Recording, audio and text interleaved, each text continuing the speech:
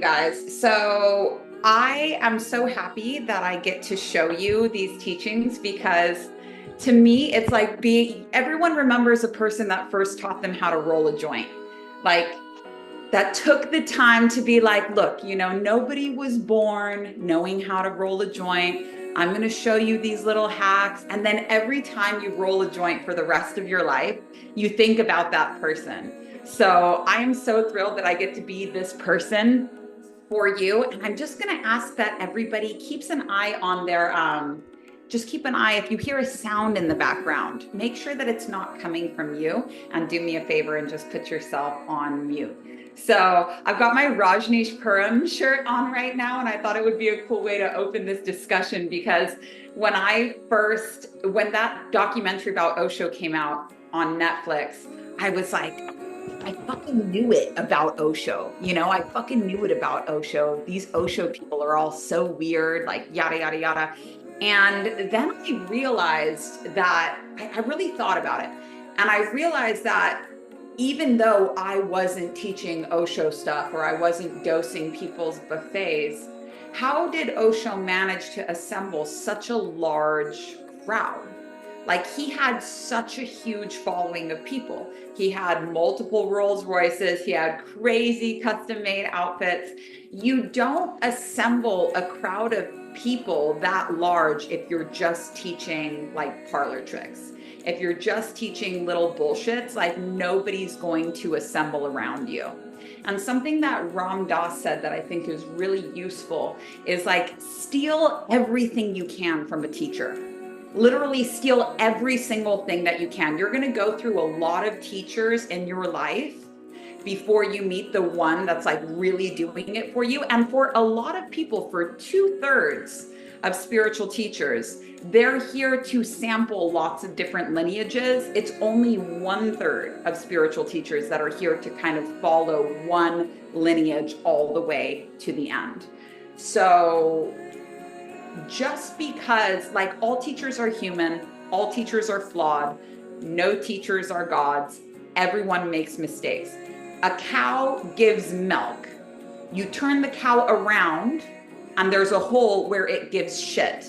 Everything that has the ability to nourish also has the ability to create waste. So you have to decide, do you want to be an expert in nourishment or do you want to be an expert in shit? Because most people are experts in shit. I'm a deeply flawed person. Osho, a deeply flawed person. All of my favorite teachers, Gurdjieff, deeply flawed people. But the need for a teacher to be perfect, to check all of the boxes so that you can learn from them, no. This is just you feeling like you need to be perfect to even throw your hat into the ring. So come to this conversation and steal everything that you can with my blessing. If something's not resonating with you, discard it. Don't trust me at all. I'm just going to give you these tests that you can try out on yourself. And if they are giving you a result that you like, continue. If you come to this conversation and you're hearing all new things that you've never heard before and you like the way that makes you feel, continue. So we have a stacked class plan today. And it's not Osho, although Osho did study this method. Everything that I am teaching you in today's lesson is coming from a lineage called the Fourth Way. Who here, raise your hand if you've ever heard of the Fourth Way. So the Fourth Way is a teaching that was really began by a teacher named G.I. Gurdjieff.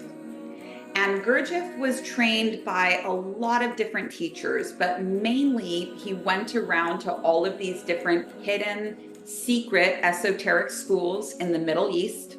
And a lot of this was really influenced by the Sufis. It was a collective called the Sarmung Brotherhood, where it's not a religion. Nothing that I'm teaching you here is religious. This is not a theology. It's not a God. It's just like esoteric physics. What do all religions agree on? How can we test this data without faith? And this is why it works really well for me, because Gurdjieff is spelled Gurdjieff, Jieff. And for me, this teacher is like, I'm in love with him. I'm in love with him. I'm writing a book about being seduced by him. That's how in love with him I am. Like, this is the only man that does for me what my husband does for me. I'm just like, oh, like in love. And when I was first introduced to this path, the teacher who initiated me for a lot of money, the teacher who initiated me just kind of explained, like, look, if you're a fourth way person, nothing else is really going to do it for you. And I had explored and studied a lot of different lineages, Kundalini yoga, Tantra. I spent a lot of time in Ifa.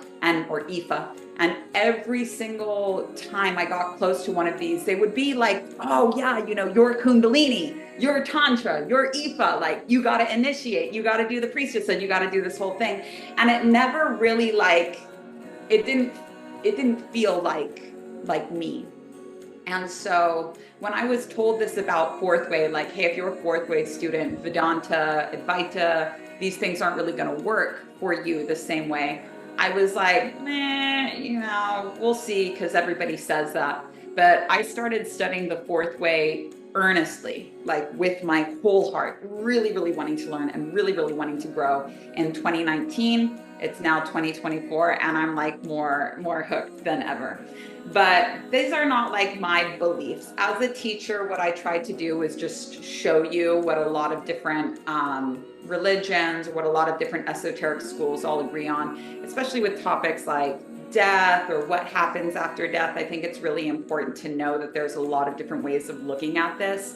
So don't feel like here in this class, like I'm saying, this is the way, this is the only way. It's just the best way that I've found so far. And if you're this type of person, if you're cynical, if you've been done dirty by religion, if you're not into this like leap and I'll catch you, not doing trust falls with your spirituality, you just want something that you can hold, something that you can sink your teeth into, and results that you can feel working right away. Like something that you're like, oh shit. For me, I didn't start getting results at all until I started working on this path. And there's a lot of different types of students out in the world. Like some people want to dabble with spirituality, and for them, the exoteric or there, if we watch our mute, please. That I'm distracted if I have to come and mute people. Let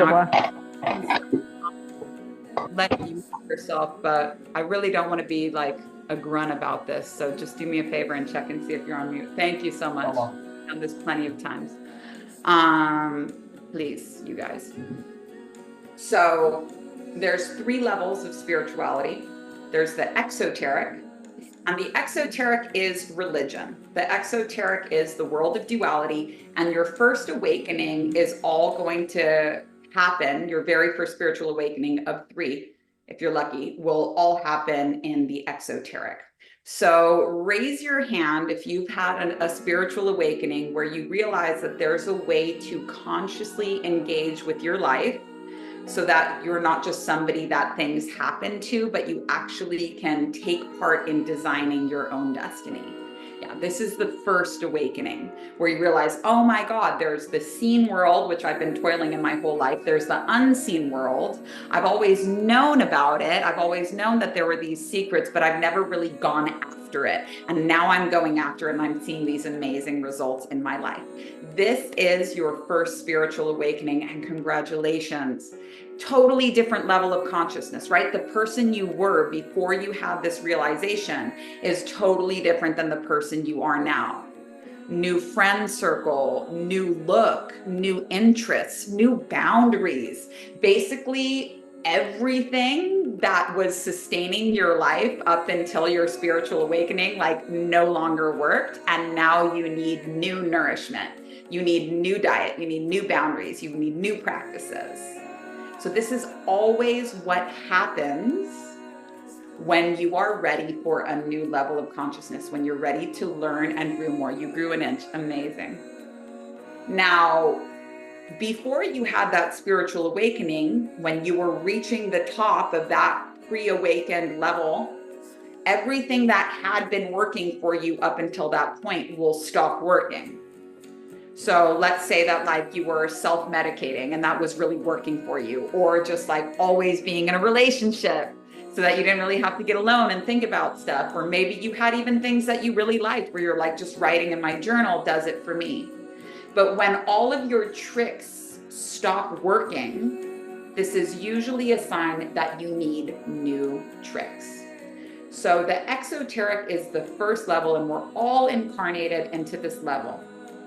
And the main belief system that holds up this level is the battle of good, bad, right, and wrong.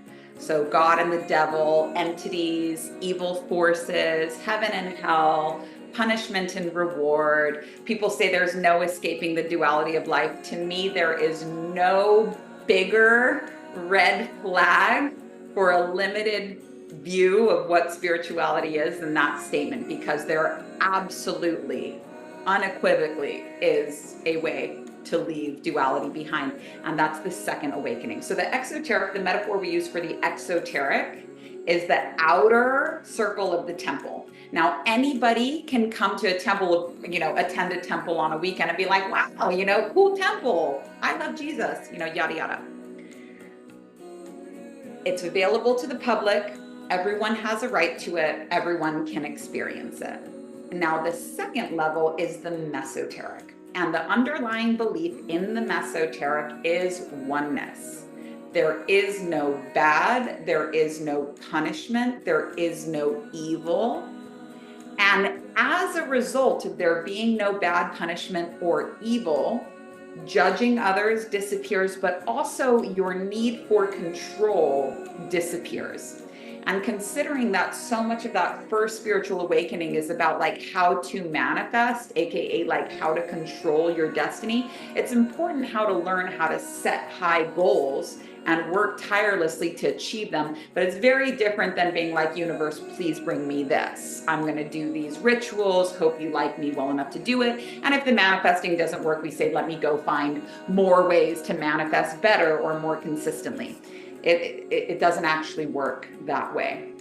When your manifesting tools stop working, it's a sign that you're ready to go to a higher level of consciousness, a level where you don't want to control. So to know this is one thing, but to really understand it will completely change your being. And that's awakening. That's enlightenment. It completely changed. To go from the exoteric to the mesoteric is awakening. This is your second significant spiritual awakening, and you will be here for a long time. Somebody has commented here that says spiritual bypassing. And just a note, spiritual bypassing is not a possibility. You might be seeing somebody, for example, not being willing to confront the death of someone because they're saying, well, they're always around and they're always around me. And it might seem like they're cutting the line in some way. Cutting the line is not possible. It's not possible to cut the line. Spiritual bypassing is not how spirituality works. And anybody that has tried to spiritual bypass and seen the way that it catches up with you very quick knows this. This is something that you can't trick the universe. Exactly. Everything is weighed, measured, and earned. There's no tricking the universe. So moving from the exoteric to the mesoteric is what the function of these sessions are all about. Now, the mesoteric, it's likened to the inner courtyard of the temple. So in the inner courtyard, there's monks and they're doing their meditations and everything. Now, you can't buy a robe off of Amazon and walk into the temple and sit down and start meditating. It doesn't work like that. And this, going into this second level, it's not for somebody that just wants to dabble, like to even be interested, to even find where can I go to enroll to get into the inner circle of the temple. You have to be the type of person that's very devoted to the practice, because historically, the only way you could get access is through renunciation, giving up everything in your life, only devoting to this path, shaving your head, releasing all of your belongings, the path of the renunciate. This used to be the only way that you could get access to teachings like this. So in order to go from the outer circle of the temple into the inner circle of the temple, you need to be initiated. And initiated isn't being like, I now W night, it's not like that. It's just that all of the teachings of the second level are paradoxical. So how can you be exerting effort and surrendering at the same time? How can you be ascended and grounded at the same time? How can you use your mind but lead with the heart? These aren't things that you can understand from a book. The function of a teacher is to answer your questions and to basically take the complex teachings that they really understand and just keep explaining them in new ways to you until you understand how this could fit your life. It has to be done with a living teacher. And I fought this for a really long time, but I didn't make the rules. I definitely tried to break them, but I didn't make the rules. This is just how it is. This is just how it's always been. And when people say, well, you could look up anything on the internet, of course, like you could have any answer on the internet, but it's the questions. It's the questions. Who are we? Why are we here? How high up is Earth in the chain of command? Do I matter? Is manifesting all there is? If I don't know what I want, why am I manifesting what I want? How do I know when it's time to effort? How do I know when it's time to surrender? Questions like these, they need to be given to you in a language that you can understand. Otherwise, the books all present as code. So you can read the Bible when you know what the code is, and you'll get a very different book than anything you've ever come across in religion. You'll realize that every single parable has massive meaning. And the teachings at the second level are given in parable and myth. So to give you a parable to illustrate this, Jesus told a parable about a farmer that sowed seeds. Who's here has heard this parable? Raise your hand. A farmer was sowing seeds, and some of the seeds fell on sandy soil, and some of the seeds fell on rocky soil, and some of the seeds fell on very fertile soil. So inside your mind, you have places that you've got your arms crossed, it's rocky soil, you don't want to receive information, you go, Osho, that's some weirdness, Rajneeshpuram, I gotta go, face tattoo, I gotta get. Can't receive information. Sometimes it falls on sandy soil. It's a part of you that's open, but you're not willing to water it. It has to be cultivated. It's not fertile. It's not gonna hit the same way. And then there's the fertile soil where everything that is planted can grow and flourish and serve with not so much effort from you. So a good prayer before we start any of these courses is, please let this fall on fertile soil. Let me be in a space of receiving here. Let me uncross my arms and come with an empty cup and be willing to be taught something that I don't know. Now, the parable doesn't end there, because then Jesus says, but then in the night, somebody came and sowed in on the fertile soil all kinds of weeds. And they didn't know until it already started to sprout. And Jesus said to the farmer, don't go and pull out the weeds, because it will damage the roots that are already in the ground. First part of the parable is easy. Second part of the parable, a little more tricky. And what this means is that if you already have existing beliefs or existing practices that you're attached to, that you've been with for a long time, and maybe they're right for you, maybe they're wrong for you. Maybe they're the weeds, maybe I'm the weeds, who knows? But if we go around pulling up everything, saying, no, we got to throw this away, this was wrong, this was bad, this was right, this was wrong, what we do is nothing ends up growing. So don't drop any of your practices because I've soared in and said, hey, try this instead. Practices are like malas. When they fall off, it's time for them to go. Let them grow. And then once they've grown up and you can see clearly, you can discern what's what, then you can pull out what doesn't serve you. No trusting, just testing. So if you think about all the time that the parables are told in churches and stuff, remembering that the churches are the exoteric. So everyone gets the Bible, but the meaning in the Bible, the meaning in the parables is this whole other world. This whole other world. I'm going to give you guys one more because I know a lot of you guys struggle with this. When Jesus says, honor thy father and thy mother, he's not talking about the fact that you have to have a perfect relationship with your parents or you're not spiritual. He says very clearly in the Essene Gospel of Peace, which is a direct, exactly what he gave to his students, not all like doctored up. He's talking about the heavenly father and the earthly mother, which is the paradox of being ascended and grounded at the same time, or using your mind and living from your heart. So the heavenly father is space. It's everything that you don't know about life. It's the great mystery. It's quantum time. It's the unknowable. And it is so important in your life to honor the unknowable, to always be reaching for more, to always be hungry for more, to never be what Jesus called rich in spirit, but to be constantly hungry for more, wanting more. That is honoring the Heavenly Father. But also you need to honor the earthly mother. And the earthly mother is your body. It's this earth that you live on. It's this world that we're living in right here. It is the complex, tragic, and glorious human experience that is our life. We are not trying to like be aliens and transcend life and never stop. We're here to navigate these limitations. We're here to love being a human. Nobody will ever be able to prove to you this happens after death. You might only have one go of this life. So enjoy it. Enjoy it. Enjoy it. And that's what it means to honor your father and your mother. Cool. So the mesoteric of the whole world and all of these things that you've like known but couldn't articulate start to make sense.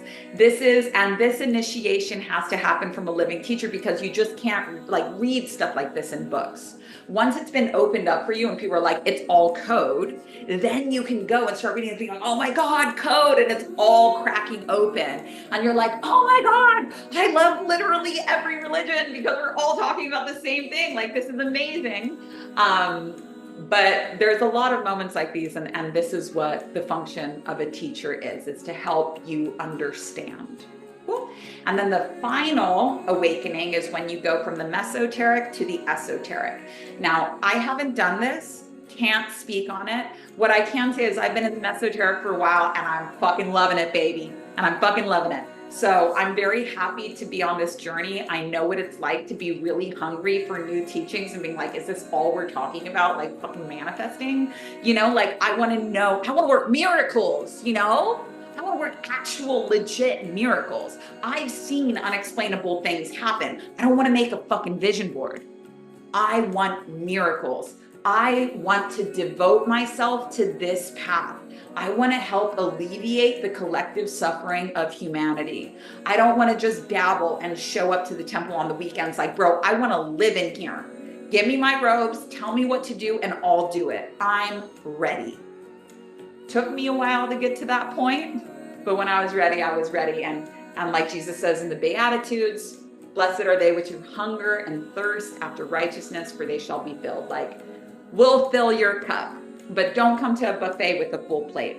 Don't be like Toby Maguire coming into the restaurant I used to work at with his little vegan peanut butter sandwich and asking us to put it on a plate for you. I can't feed you if you brought your little weird sandwich. So get rid of that. Come hungry, leave happy. The third awakening is when you go from the mesoteric to the esoteric. The analogy for the esoteric is the Holy of Holies, the Ark of the Covenant, where only the high priests can enter. Now, of course, you can work your way up to this level, but you got to stop trying to cut the line. You got to stop trying to be a unicorn. This is the biggest limitation to you getting more teaching, is being like, I already know this. I could look this up on the internet. How much fucking time you got? How much time you got to play the pride game with yourself? I had a lot of time. Going from the mesoteric to the esoteric, the teachings are not they don't use words for the teaching anymore. It's just symbols. So the interesting thing is, like, if you're passionate about teaching, when you're at the first level, you you teach with story. And so the Bible is a collection of different people's stories about God. It takes a long time, and that's okay. We all have to start here. Totally, it's very good, it's healthy. There's not a line you want to skip. There's a lot of really useful stuff that you learn in level 1 that you will take with you, even if it's just to use it paradoxically. So the second level of teachings, myth and parable, much shorter, small little teachings that pack a wallop. Third level of teachings, no word necessary. The teacher becomes a symbol, a living symbol. It's like those amazing like rishis and teachers and stuff in India where, you know, like Maharaji didn't even say anything to Ram Dass. He was just like actual love. And we were like, oh my God, like you don't even say anything to me, but you're just this symbol. You live on and you leave a symbol behind, kind of like, and all people have to do is look at the symbol. And if they keep contemplating the symbol, they will eventually reach enlightenment with no words. It's so fucking dope. The Tao Te Ching, the symbol of the yin yang. Gurdjieff, the symbol of the Enneagram. Jesus, the symbol of the cross. So these are so cool. And someone just mentioned here, you were meant to step into my life. Yes.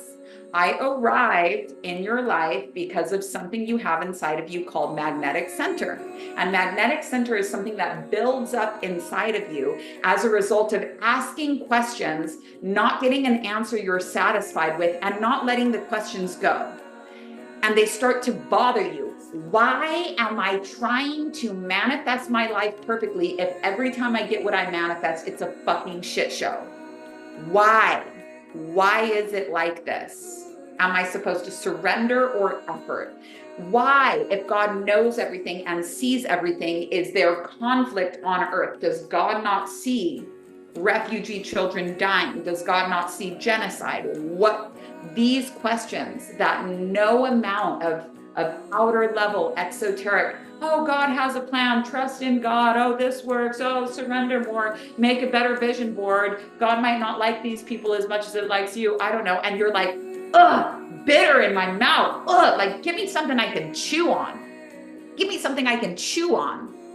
And so your future self, the part of you that has been through this many times before, sends you teachers. And sometimes these teachers, this is really common. I don't take offense of it at all, but definitely raise your hand if this happened to you with me. A lot of times the miracles you've been praying for are underneath the judgments you have of how you think it's gotta look. So a lot of times when the teacher shows up, you're like, who the fuck are you? Fuck are you? That's why in parables they always have this analogy of like the God coming in the form of the beggar and like getting rejected. Totally fine to have that resistance. Totally fine to have that resistance. But as we go deeper into second level teachings, which is also where we learn about the true nature of desire, which brings us to the world of kink and all this whole different world. You learn that usually what you're the most like, oh, like I don't want a finger in my butt is usually like exactly groaning for a boning, you know what I mean? So usually the things we're very resistant towards are the things that we actually want. So those are the 3 levels of teachings. And this teaching that I'm teaching you here is one of many different mesoteric paths, but this is a lineage called the 4th way. So why is it called the 4th way? It's called the 4th way because typically there were 3 ways that you could reach enlightenment. The way of the fakir, the way of the monk, and the way of the yogi. So when you get to one that you feel like you might have been on, like raise your hand. So fakirs are not something that we're very familiar with in the West, but in India, they're very common. And a fakir is somebody that puts their body through very difficult situations. For example, holding their arm up over their head for their whole life, sleeping on a bed of nails, putting your body in physical discomfort so that you transcend the needs of the body, you turn the body off, and now you have extra energy to push yourself into enlightenment. You're taking let's say that we had 50 gallons of fuel in the body and that we need 150 gallons to awaken. And we have an empty tank up here. So we have 50 gallons in the body, we have 50 gallons in the mind, we have 50 gallons in the feelings, but then we have an empty tank. So we need to take 50 gallons from somewhere and push it into the empty tank, because when that empty tank is filled, we're enlightened, to put this in very coarse terms. So the fact here is like, I'm going to take my 50 gallons from the body. I'm going to completely just drain the body, no attachment to the body. And I am going to reach enlightenment this way. And they do. But they end up with a withered arm or sleeping for this one beautiful life on a bed of nails. Yes, they get enlightenment, but it costs them the body. So the second way is the path of the monk, the way of the monk. And the monk is like, okay, here's what I need to do. My desires, my feelings, this whole world, too much of a liability. I want my body so I can do the exact same thing every single day. And I want my mind so that I can contemplate scripture and become awakened that way. But anything that's going to trigger my desire, for example, living in a co-ed situation, a monk having a different outfit than me, having a good hair day, being exposed to things in the town that I might want, can't have that. So I'm going to take the 50 gallons out of desire and I'm going to push that into the empty tank and I'm going to achieve enlightenment that way. And they do. But at what cost? The only way that you can live is in like a religious jail, basically. And that's not to say everybody that reaches enlightenment is so happy to do it. You know, they don't know. They're like stoked about it. My arm withered, who cares? You know, I'm like, I'm over here. I'm on Mount Olympus, baby. I'm doing the thing. Monks the same, so fulfilled, but at the end of their one life they had, you know, all they knew was the monastery, was the abbey. And so the third path is the way of the yogi. And the yogi is like, look, desire, super necessary, super useful. Most important GPS that we have. We would never do more than the bare minimum if it wasn't desire. Desire is natural. People say, oh, well, isn't desire suffering? There's 3 levels of Buddhism, and in the exoteric, in the first level, you're definitely told that desire is, this is just, I don't think you're ever even told flat out that desire is bad. I just feel like so many people have developed this narrative that now people are just like, ooh, desire. But the monk is like, the yogi is like, desire is very good and I need this. And also the body is really good and I need this. But the mind, the fucking troublesome mind that never shuts up. The mind never shuts up. It's always talking. It's always doing something. It's always, you know, like, so let me just get rid of the mind.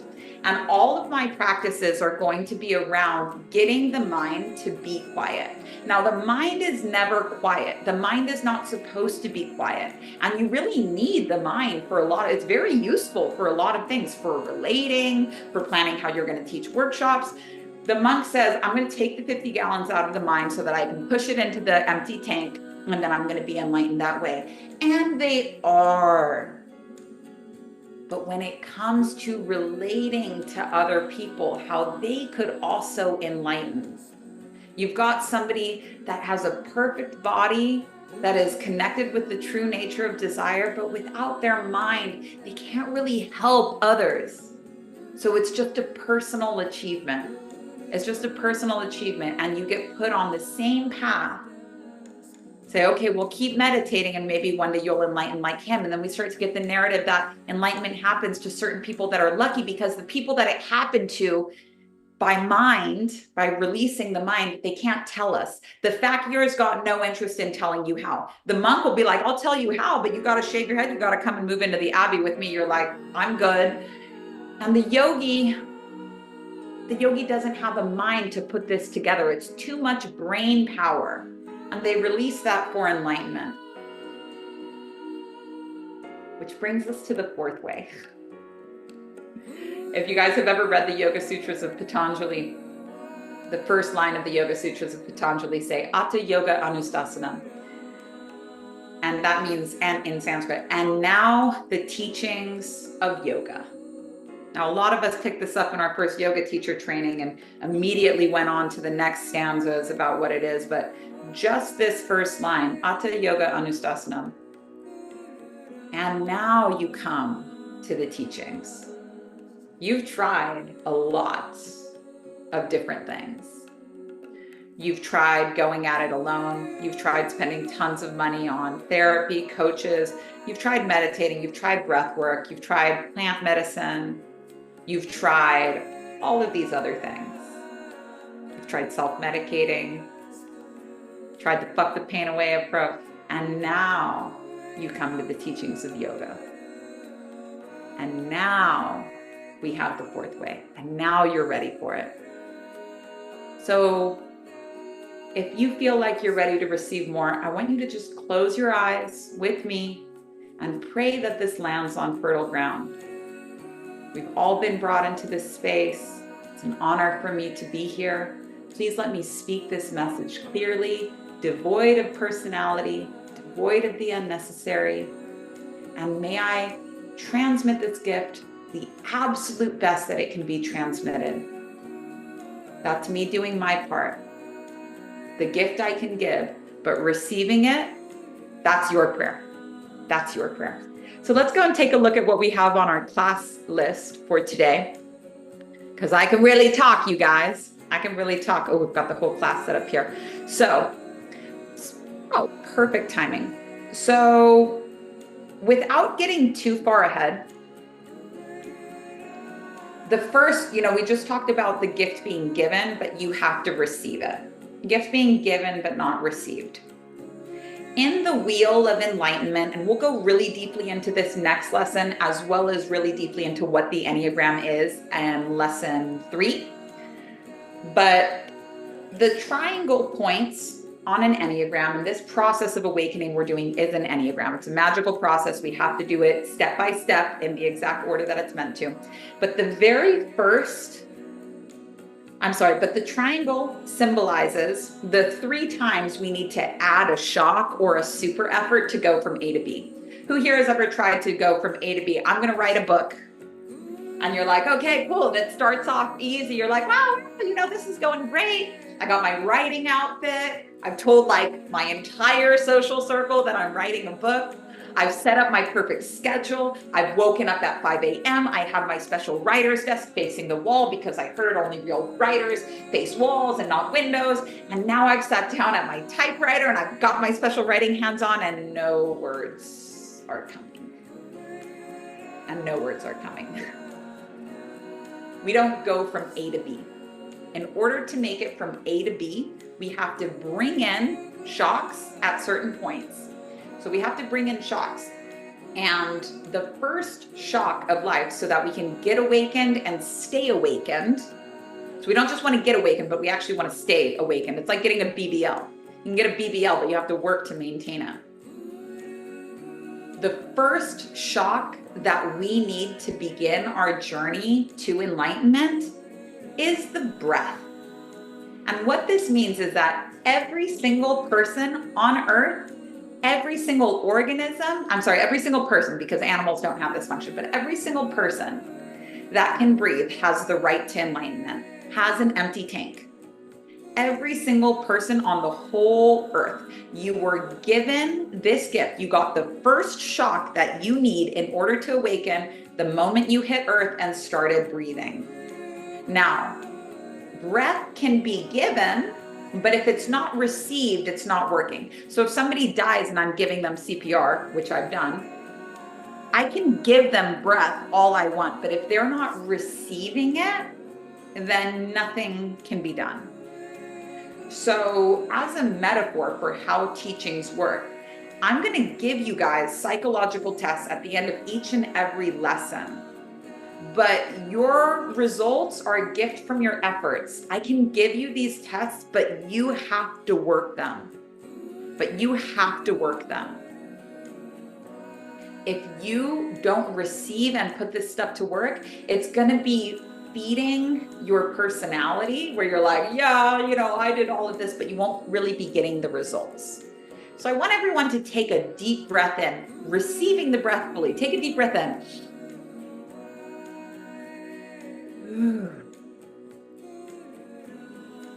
Let's do this one more time. A deep breath in.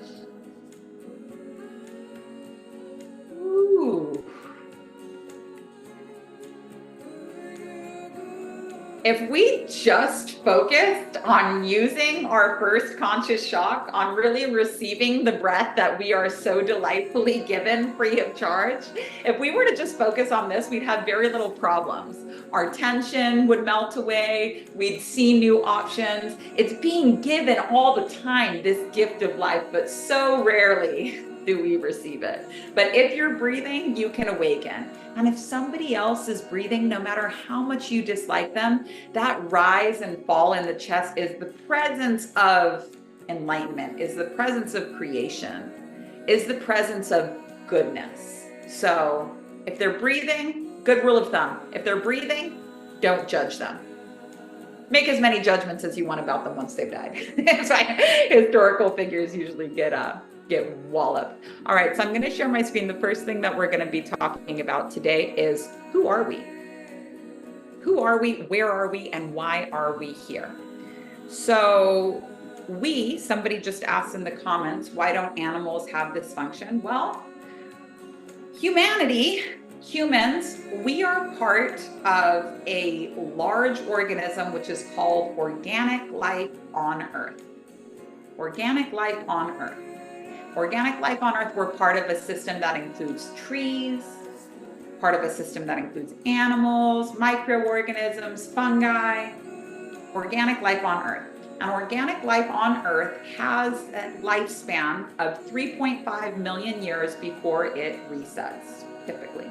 Now, in this cycle, we have 600,000 and a few decades, 600,000 years left of this cycle of organic life on Earth as far as the fourth way is concerned. Now I'm going to show you guys something on here. It's on my photos, so I have to make sure that I have this let me pull this up first and then I'll show you. And if you guys are on, I can try and turn my camera around for my friends on Instagram so you can see, but you can also feel free to attend this call on Zoom. And if anybody wants to help me out here, if I have anyone on here that works with me at my school, if you want to drop the link in the Instagram live, we have 170 people that would really like to be watching this as well. So it's been said that intelligence is knowing where you are. And so I'm going to show you what that is. So can everybody see this picture up here? This picture of the absolute, let me see if and what we have here is these numbers descending down. This is called, in the fourth way, the ray of creation. And this is the cosmology. This is in the fourth way, what they believe exists outside of us, where we are in the chain of command, etc. So again, the fourth way is a compilation of all world systems, all world knowledge. Basically, esoteric schools were built where they're like, look, this religion believes this, they have really good results. This religion believes this, they also have really good results. What are they all agreeing on? And let's just study that. So the first thing that we want to look at on here is the fact that there's 1, 2, 3, 4, 5, 6, 7, 8 points. Now, this is an octave. An octave is do, re, mi, fa, sol, la, si, do. And we count, the reason why it's 8 and not 7 is because in an octave, we usually count the same note twice. It begins with do and it ends in do. And all of the secrets of the universe, all of the mysteries of the universe can be explained either using math, can be explained using light and color, and it can also be explained using music. So you'll hear this term a lot as you start, kind of climbing up and being exposed to better, more arcane teachings, is an octave. Everything happens in an octave. We'll discuss this more specifically, the law of octaves, when we get to lesson 3. But all creations, all happenings, all abilities to go from point A to point B happen in an octave. It happens in 7 steps, every single one. Now, octave means 8, and again, we call it an octave because we're counting that first note twice. So it used to be that music, every time you heard chanting or hymns or anything like that, it was invoking the laws of the universe. It was a code. Anybody could come to the church and hear the choir. Anyone could come to the church and hear the choir. But for people who had ears to hear, for people who had been initiated, they were listening in the music to the fundamental law of the universe, the fundamental laws of creation. It was a musical code. So the solfege, which is where we get do, re, mi, fa, sol, la, si, do from, the solfege, these are short terms. They mean something. Each note actually means something about who we are and where we are and why we're here. Now, people have really had a hard time with the fact that I say si-do and not ti-do, because the movie The Sound of Music had a huge impact on our relationship to the solfege. This is the original Latin version where we say si-do and not ti-do. So I know tea is a drink with jam and bread, but we're talking about something slightly different here. So all of creation from the top, from the microcosm, all the way up to the macrocosm, has this urge called the duplicating principle. I'm going to stop my shirt because we're going to talk about this for a second. It's called the duplicating principle, and it is the desire for something to replicate itself. So humans want to procreate. Teachers want to create students that can continue on the teaching. Plants leave seeds. For all creation, from the macrocosm to the microcosm, there is this urge to duplicate oneself, to not let the cycle end with you, but to continue pushing creativity and creation forward. The universe is constantly expanding because it's constantly making love to and reproducing itself endlessly, outwards and outwards. And that's a bit of a tantric philosophy. If you're like, oh, how does that work exactly? We can really split apart some other teachings in here, but that tantric, everything is fucking itself philosophy, we'll do that one another day. But the urge to duplicate is in all teachers, it's in all systems, it's in all humans. And for some people, they're like, I choose not to do this for this life. That's fine. The gift is given, it's not received. I'm not saying that you have to procreate to be a good human, but this is what makes things grow, is the urge to duplicate. So there's a law, this seems like a good time to say it for everybody that's passionate about healing and teaching and helping others. There's a law in spirituality that says you cannot go to the next level unless you put a student, at least one student, on the level that you're currently at. This is the duplicating principle in action. So if I'm like, I want to go to the third level of spirituality, the only way that I can do that is to bring students to the second level and make sure they get it and make sure I'm not leaving that level abandoned with a vacancy where I used to be. You can only master something by teaching it. And in order to go forward, you have to help at least one person get to the level that you're at.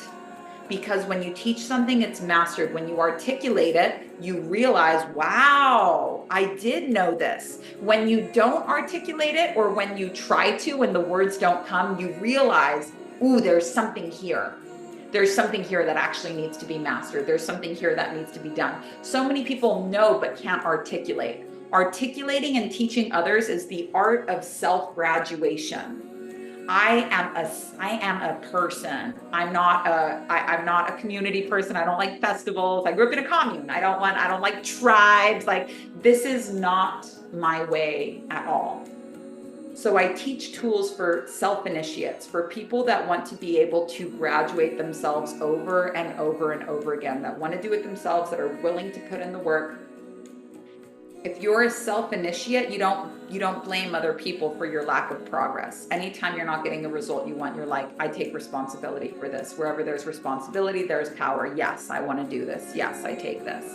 But you have to put somebody, this is the duplicating principle as it relates to teaching. You have to put somebody else at the level you're at if you want to go to the next level.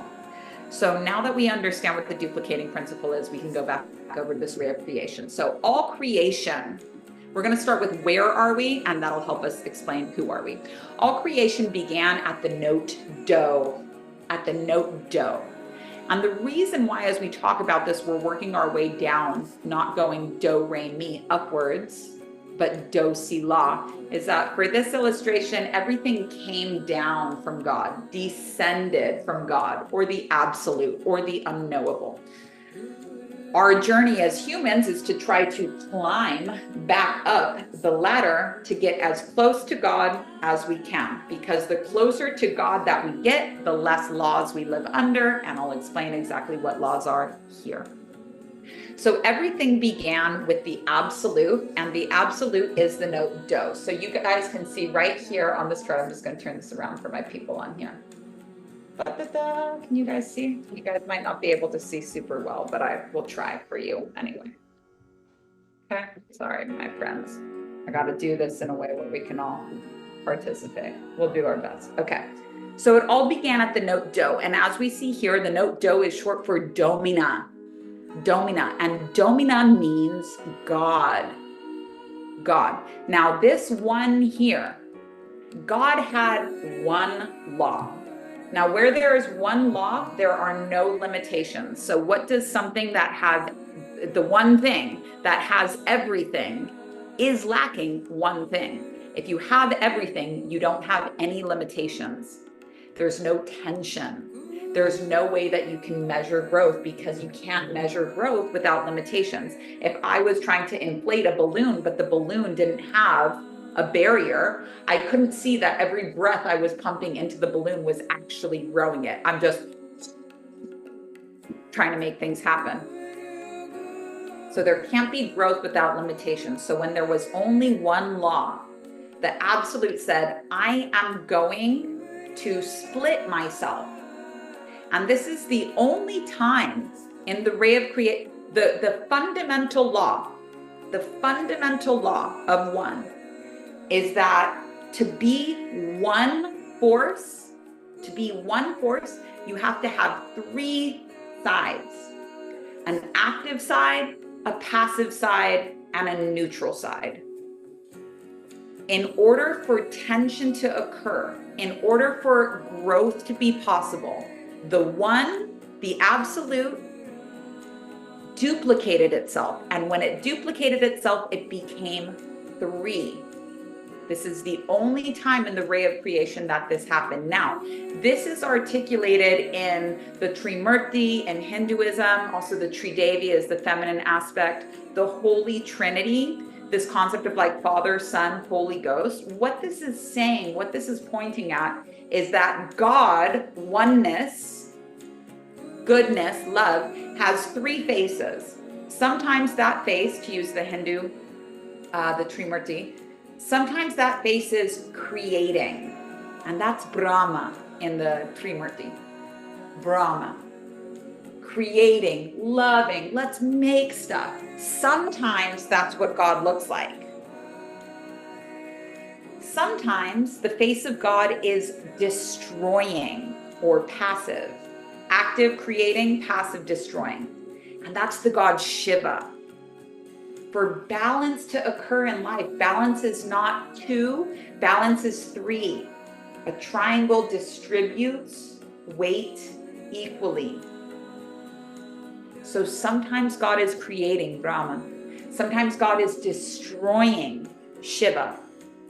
And sometimes God is neutralizing, Vishnu. Now, when we're stuck in the game of religion, this is why so few people awakening. When things are going good, you're like, that's God on my side, baby. And then you don't get your way. You go, there's a devil at work here. There's a devil at work here. This is so wrong. And you don't see a third force. You're like, God, devil, God, devil. When things don't go your way, God is still at work, because sometimes God is destroying. When things go your way, sometimes that's, I'm sorry, not sometimes. When things go your way, that's also God at work. And when things go away that you were not expecting whatsoever, game changer, that is God at work. So when you understand that to understand God, to understand the concept of God, you have to know that God has three sides. When you know the three faces of God, you see the face of God in all things. What would your life look like if you saw the face of God in all things? What would your life look like if in every conflict you saw the face of God? The Enneagram, this symbol is called the face of God. So the one, domina, split itself into three so that tension could be present, so that things could grow. Active, sperm; passive, egg; neutral, womb. If we have an active symbol, a passive symbol, and a neutralizing symbol, we can create anything. In order to create anything, like Tesla said, if you know the magic of the 3, the 6, and the 9, the 3, the 6, and the 9, you have the key to the universe. This is how you can create anything, because the fundamental law of creation was that you need three forces. So the one, domina, became 3, the note C. Now, C is short for sidereus orbi, and we know this word sidereus from like sidereal astronomy or astrology. My astrologist friends say that astronomy is not astrology, and they won't recognize sidereal as being real, but that's another conversation for another day. On the ray of creation, we see that this sidereus orbi corresponds with this place on here called all worlds. So this is all possible worlds, unobservable universe, all possible worlds, all possible galaxies, all possible organisms, all possible things. This is the note C on the octave. Now, in this realm, there are only 3 laws. This is kind of like only having to ask 3 people for permission to do what you want to do. If we scroll down, we see that here we are, Earth, with 48 laws. That's a lot of people to ask. We'll get there. But in this world, in the note C, all worlds, there's only, if you get 3 people, an active person, a passive person, and a neutralizing person to sign off on your plan, you can create anything. Manifestation can happen with just 3 pieces of clearance. Now, these 3 laws will come with us. These are laws that we live under here on Earth. These 3 laws will be applicable to all levels on the ray of creation, from the microcosm to the macrocosm.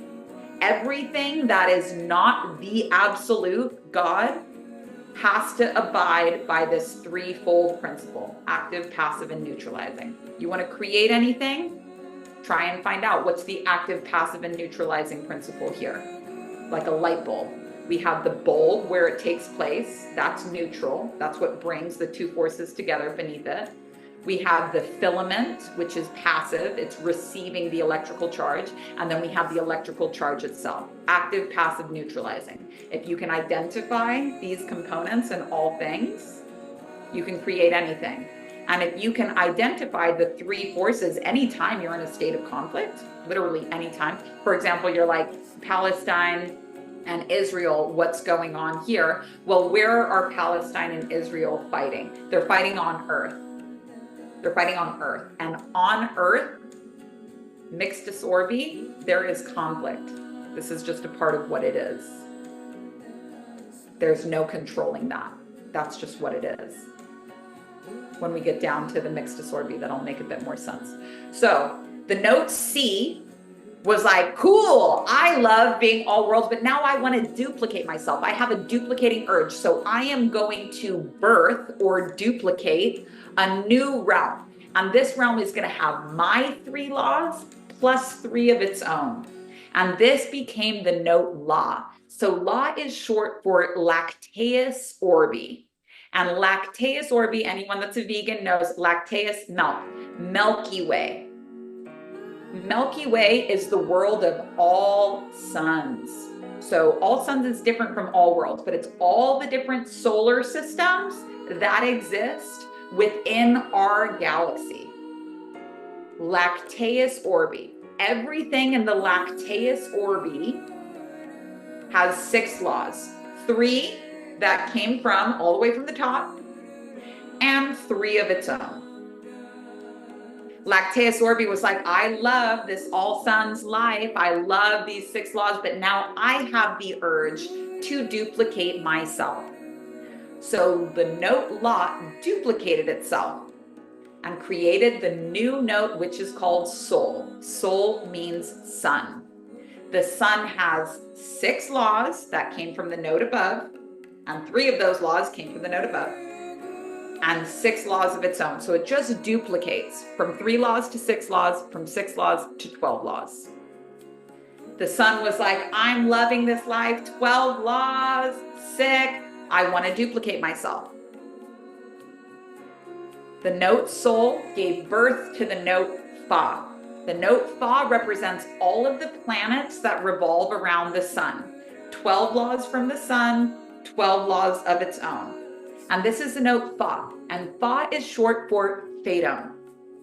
Fatum. Now, all the planets have 24 laws. Now, why are the planets called fate?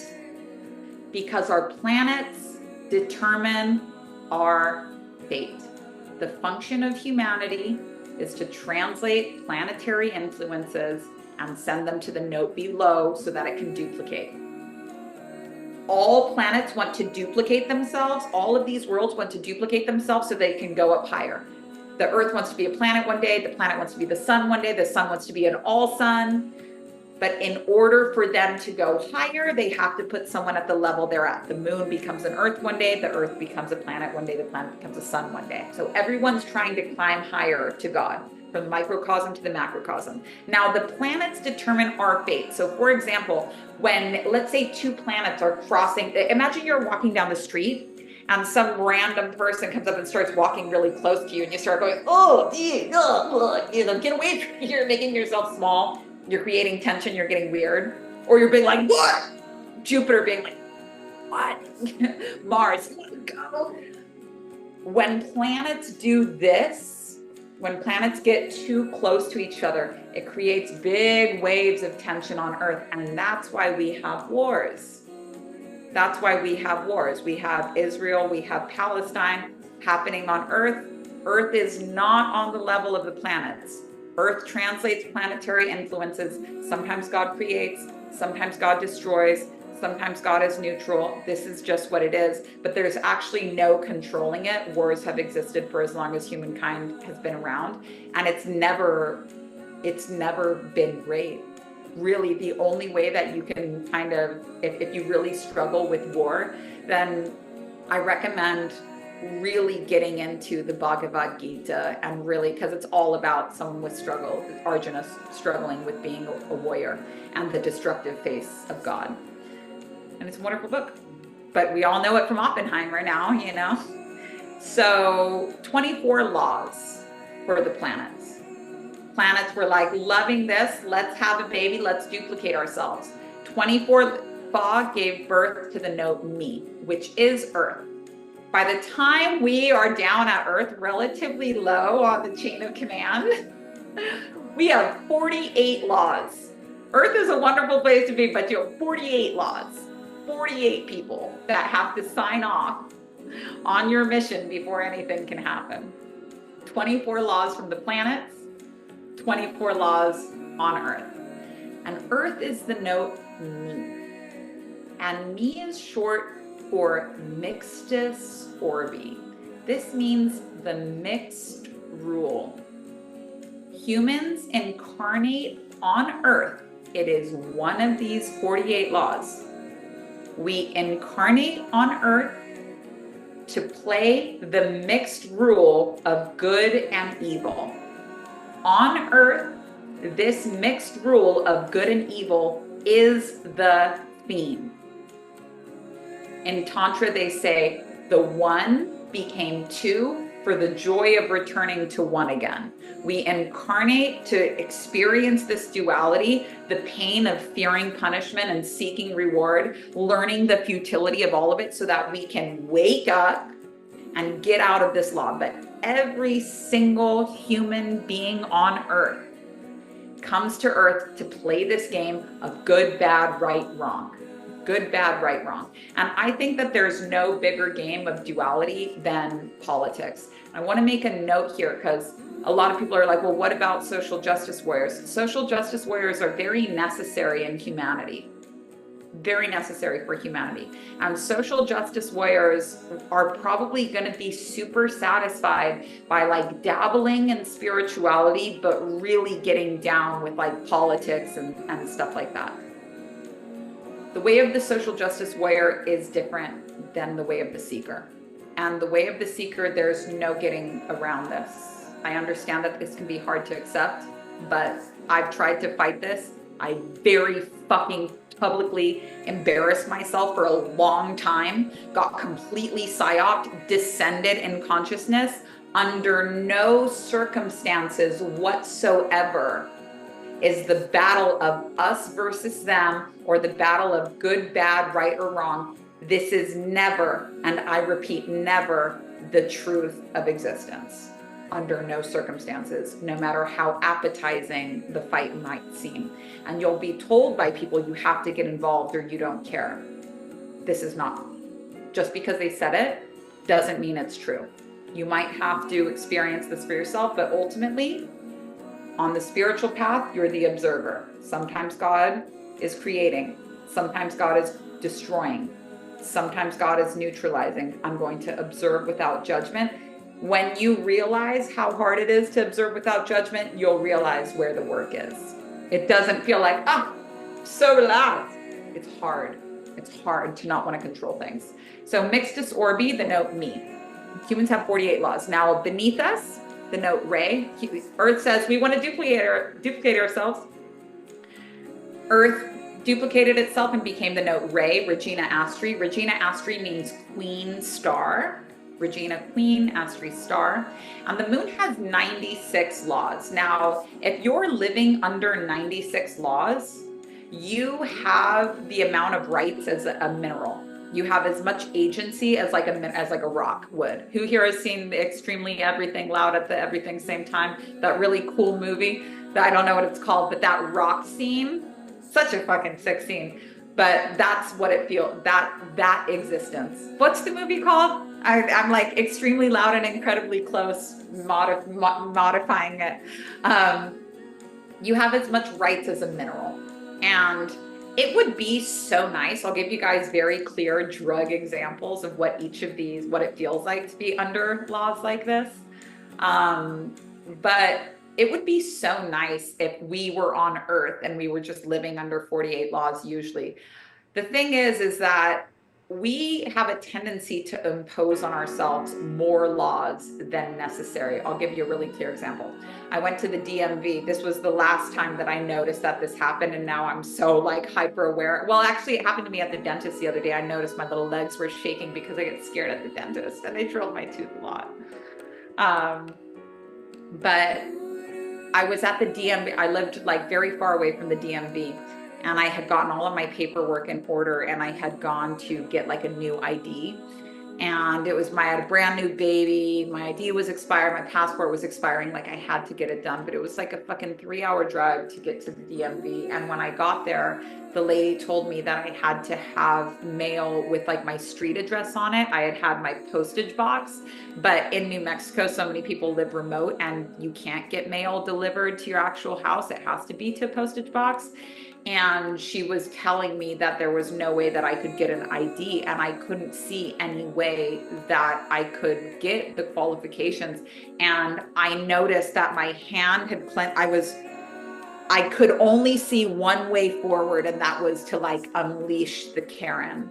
I could only see one way. I had one option. I wasn't a human with 48 laws and lots of freedom. If I take a human and I put them in prison and I say, now you have more laws than a free person, they can't do anything. But I was under self-imposed laws. My hands were shaking, my little fucking clenched fists.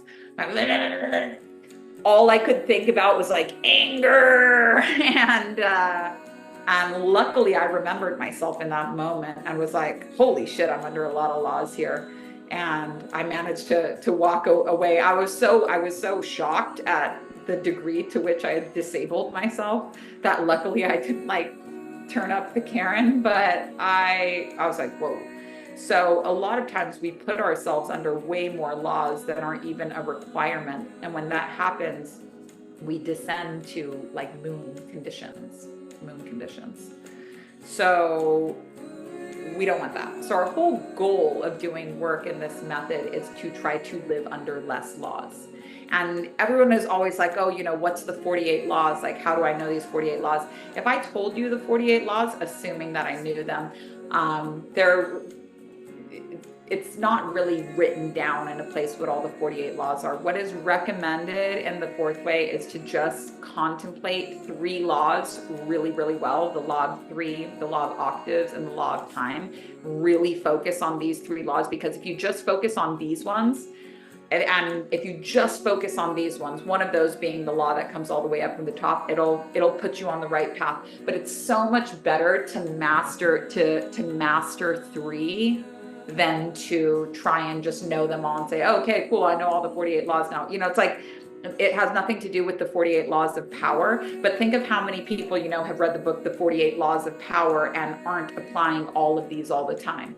Think about all of the laws that you learn from like your human design strategy, but you can only really comprehend one at a time. It's a lot better to just focus on the on mastering a few of them, because it'll set the other ones right.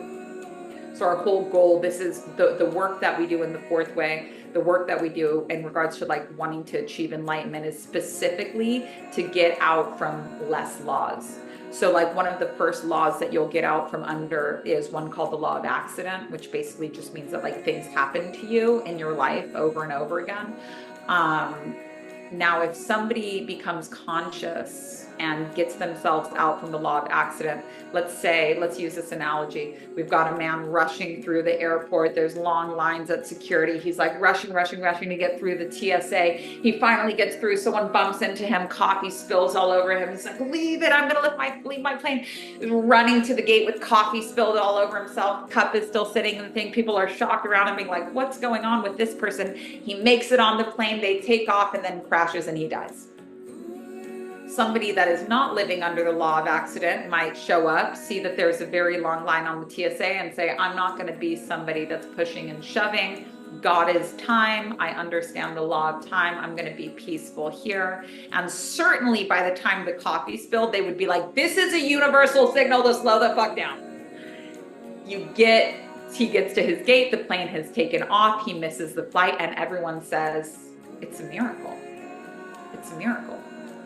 So what are miracles? Whenever we demonstrate on earth 48 laws, something that requires less laws, people call it a miracle.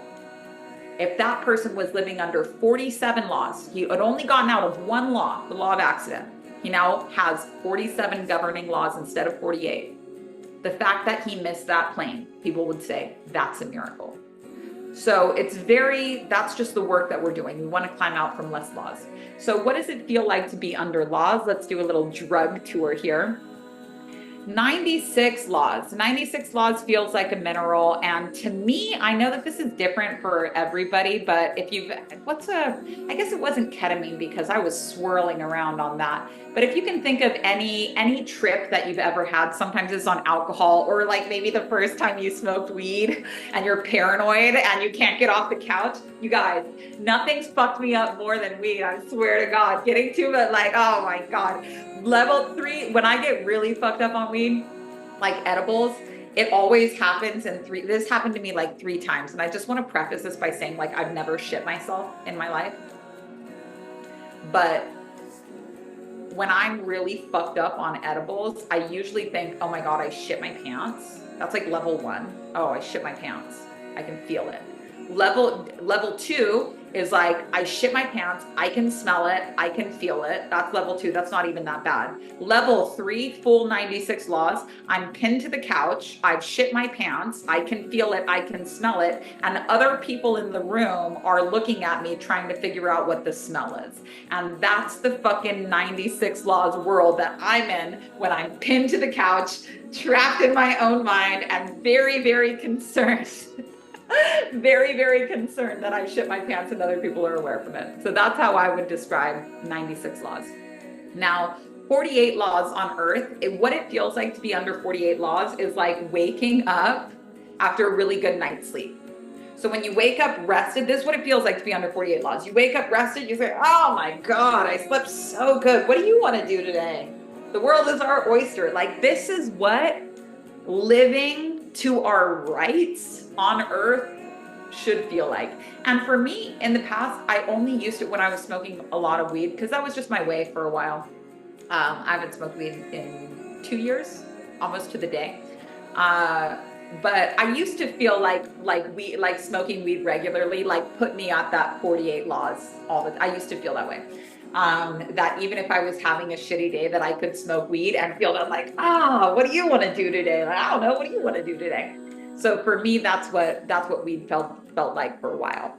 Now, all planets, 24 laws. What does it feel like to be a planet? What does it feel like to be under only 24 laws? Cocaine, baby. Cocaine, baby. Not come down cocaine, but when you're like, whoa, what do you guys want to do? We can do anything we want to do. Let's do it. Let's make this happen right now. Oh my God, we can make anything. And there's just, you don't have these additional 48 laws that are like, maybe this wouldn't be possible. Maybe we need to get clearance. Maybe it's not the best idea to carry a, discarded Persian rug all the way back across the Williamsburg Bridge to our apartment at 4 o'clock in the morning. Like, there's none of that. You're just like onwards, like, let's do it. That's what it feels like to be under 24 laws. To be under 12 laws. Now, this is the least amount of laws that we as humans can live under. There's a minimum amount of laws that we can live under. Very few, they say that Christ was 6 laws. That I've heard be up for debate, but something I haven't heard be up for debate is that 12 laws. If we get to 12 laws above us, that's like full enlightenment, symbolic realm, good to go. 12 laws to me, because I haven't done heroin, but from what I've heard, that would be 6. To me, 12 laws feels like mushrooms, like right when the mushrooms are first coming up and you see the like interconnectedness of all things and you're like silly and goofy and you're like, what is that? Oh, look at this thing over here, and you're curious like a little baby, and everything is like shimmering and together, and you just see how everything works together to make things go. That's how I would describe 12 laws. And you have really big realizations and stuff. It's like, because your mind is so fresh, like a little baby, not pounded down from too many laws on top of you, like everything kind of unfolds and reveals itself in a really beautiful way. I've had that experience many a time. The thing about drugs is that they can get you to these worlds, but they can't get you back. So I'm not talking about like, people are like, oh, well, I have direct contact with God every time I take ayahuasca. That's not your realization. That's just what happens to you when you're high on that plant. And that's totally fine. It can be really useful, but we're talking about not going to a place and coming back. We're talking about moving into a new level of consciousness so that you're on mushrooms when you're washing the dishes.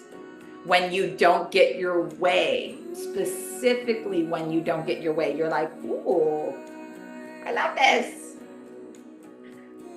Finally, 6 laws is what I imagine heroin feels like for the first time. Just the hug your mom never gave you, returning to that oneness, returning to the feeling of what it's like to be totally safe, totally protected, that everything is handled for you, that you can just completely surrender and go with that flow while being overwhelmed with like a sense of everlasting and complete love. Kind of like the peak of an orgasm the first time you're having sex with somebody that you're super, super in love with. Like that moment of just being completely enraptured in this like pristine moment of the first time you're ever hooking up with someone that you're super in love with, and it's great and all things are well in that world. For that moment, imagine being able to live there full time. That's the goal. So why are humans capable of consciousness and animals aren't? Because it's pretty fucking special to be a human. But when we talked about how nothing goes from A to B, that a shock is required, we'll talk more about this in lesson 3. But I want to leave a little bit of space for questions. A shock is always required between the notes mi and fa, or si and do. On the Enneagram, that's between this and this, mi, fa, si, do, over here. So I'm sorry, C, do. So because Earth is the note mi and all planets are the note fa, and this ray of creation would not continue to duplicate itself. After the moon, it keeps duplicating itself on into infinity, on and on into infinity, more and more and more. So the moon has a new, 96 to 182 or whatever that is, just all the way down. It just keeps going down infinitely, but by octaves and by duplicating over and over. So because a shock is required, it's because this couldn't go A to B without a shock. There's a shock here in between C and do, and there's a shock here in between mi and fa. And humanity is the shock between Earth and the planets. This is the factor. Humanity, organic life on Earth, is the factor that had to be brought in to make sure that this could continue. There needed to be something by law that could translate the planetary influences and send them down the line. Earth was not capable of doing this on its own, so humanity was brought in. And because this is who we are and what we are, that's why we have a chance to awaken. So even if you read like really old, like the Sumerian texts and stuff about like Enki, the fish god, or what life was like for humans before they became conscious, basically just livestock that were here to just to basically toil and suffer through planetary conditions to translate those influences and send them to the moon so that things could keep ascending. They talk about concept of Christ or enlightenment or consciousness as being this gift that was given to humans so that you wouldn't just have to suffer unnecessarily with no agency in your life, that you had this little flame inside of you, that if you decided that you wanted more, that you were really hungry and thirsty for more, that you weren't content with just living the way that you've been living up until this point, but that you really wanted to do something different, that you could fan this little flame and that it could grow and that you could ascend, and that if you did the right work, you really could get yourself out of this mess. And the fourth way, it's also worth noting that they believe in recurrence and not reincarnation. And so at the end of this life, you just are born the same day, same parents, same conditions over and over again, like Westworld. And when you don't have that flame of consciousness burning and growing, you don't pick up where you left off. You just reset over and over and over again with no memory that you've just done this before and that your past is like what's ahead of you. But this fire of consciousness is something that can never be taken away from you. So when I say to you, study until there's a force in you that nothing can destroy, I mean nothing can destroy this work of consciousness that you do here. Everything else will be stripped and taken away from you without a doubt. But this flame of consciousness will never be taken away from you. And when you graduate out of this, you get a new option where you don't have to keep incarnating into this slop over and over again. Look at your scars. Imagine that you've gotten these every time. Think about your reaction to world conflict right now. What if I told you that this Gaza thing gets you every single time? It's not a very happy existence, but the fourth way is this is not love and light, you guys, because nature can't even handle 24 hours of light. Do I believe that? It doesn't matter what I believe. It doesn't matter what I believe. It doesn't. And truthfully, when I was first teaching, I wanted to teach all about the mysteries of like God and the mysteries of what was out there.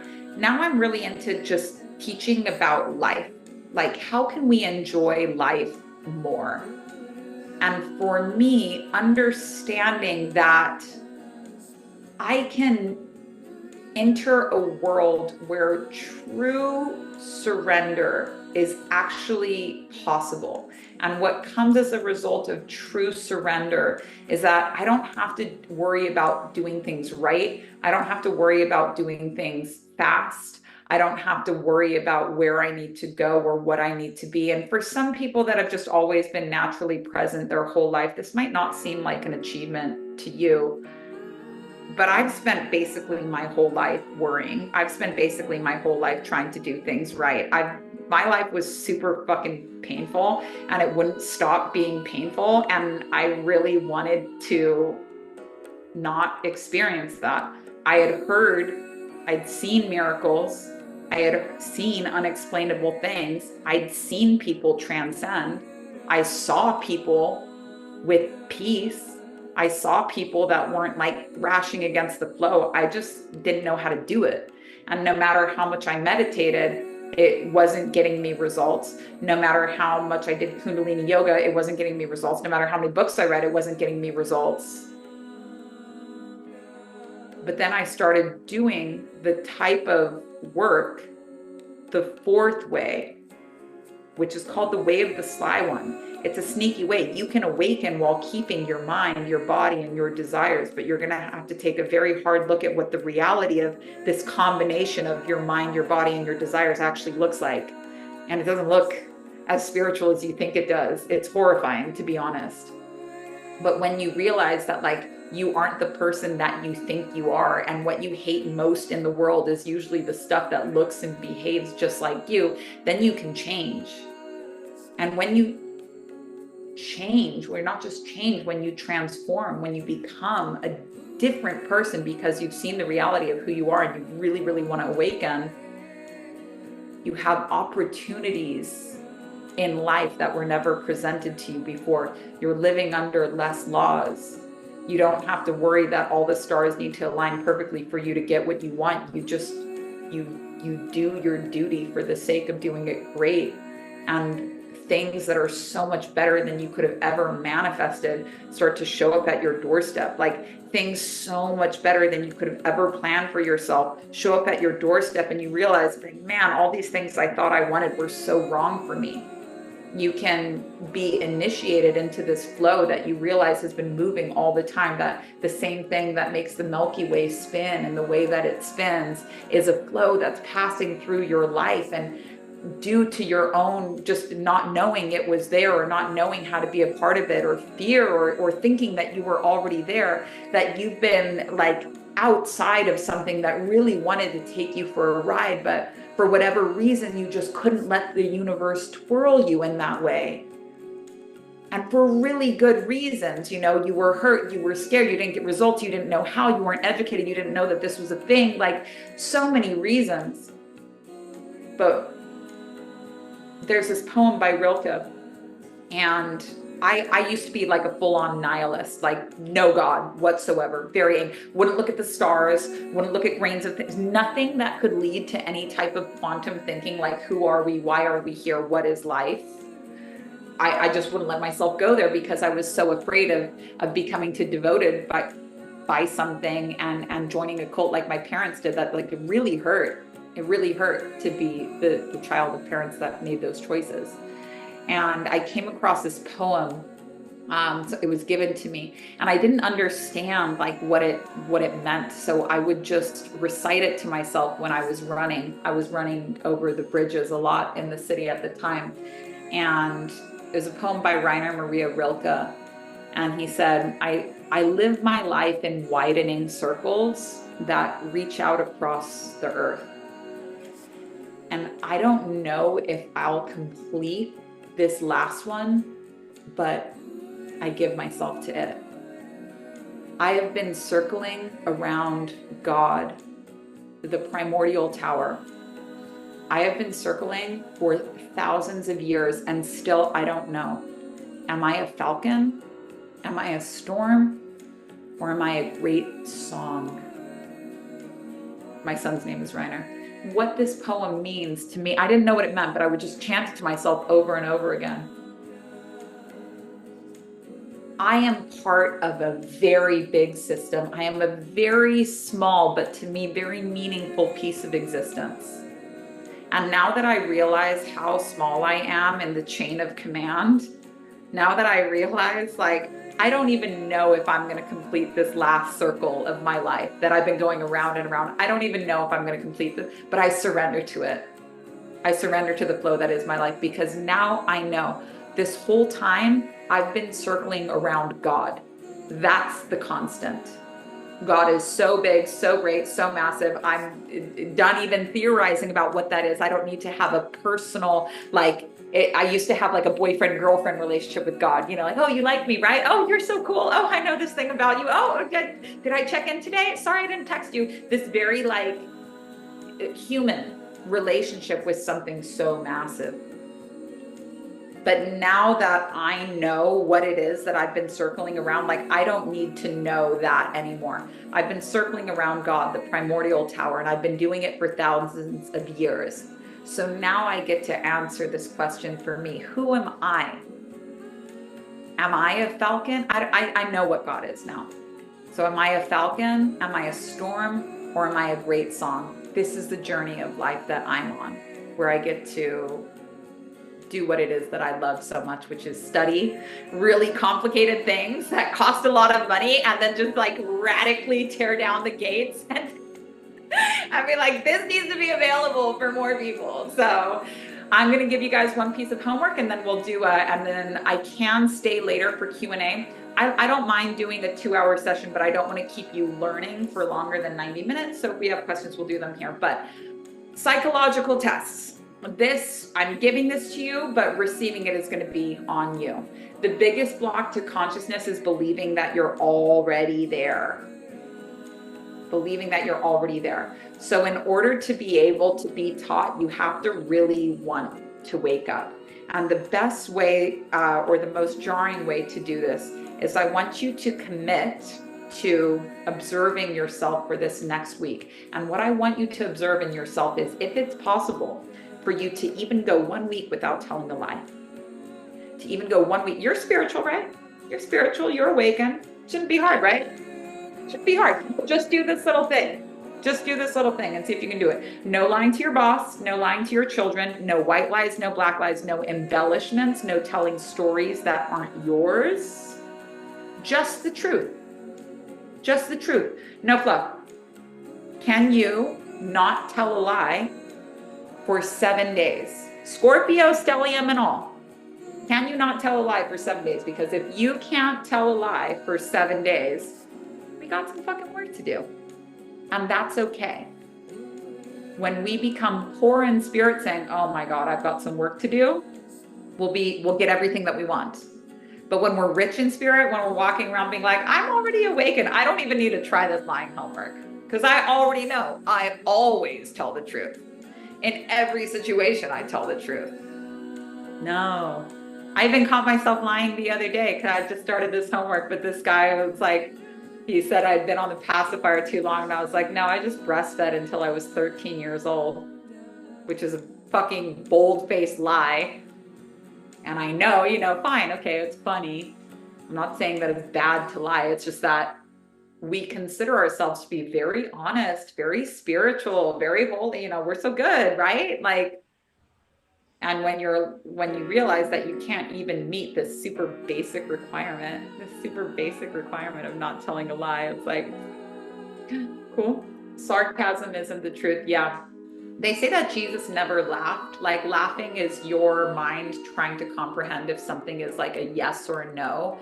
People, like scientists were for the longest time couldn't figure out, why do people laugh? It's so weird. It's like involuntary. You're shaking, you're making like a weird noise.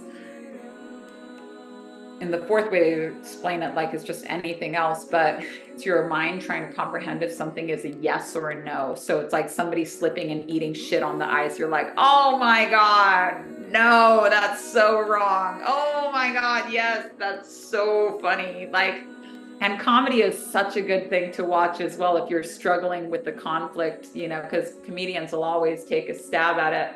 It's like the best news to watch, I think. But that it's your body trying to categorize something. Is this a yes for me or is this a no? And you will laugh until you can file it away safely in your mind. That was funny. So if you're into advertising, using humor in ads will create a lot of replays in the person's mind. But they say that Jesus never laughed, which, is probably why he only had 12 followers. But but Jesus was in integrity. There was nothing that was on the edge. Is this a yes or a no for that? Cool. So now we can do some questions. Go ahead. I'm going to be taking questions from Zoom today. we'll be doing questions here for the next 25 minutes. So just go ahead, and you need to have your camera on, but if you could raise your physical hand so I can see you. Livia, please go ahead. Hi. Thank you. I've been studying with you for this past few months, and it's been amazing. I highly recommend to everybody. Yes.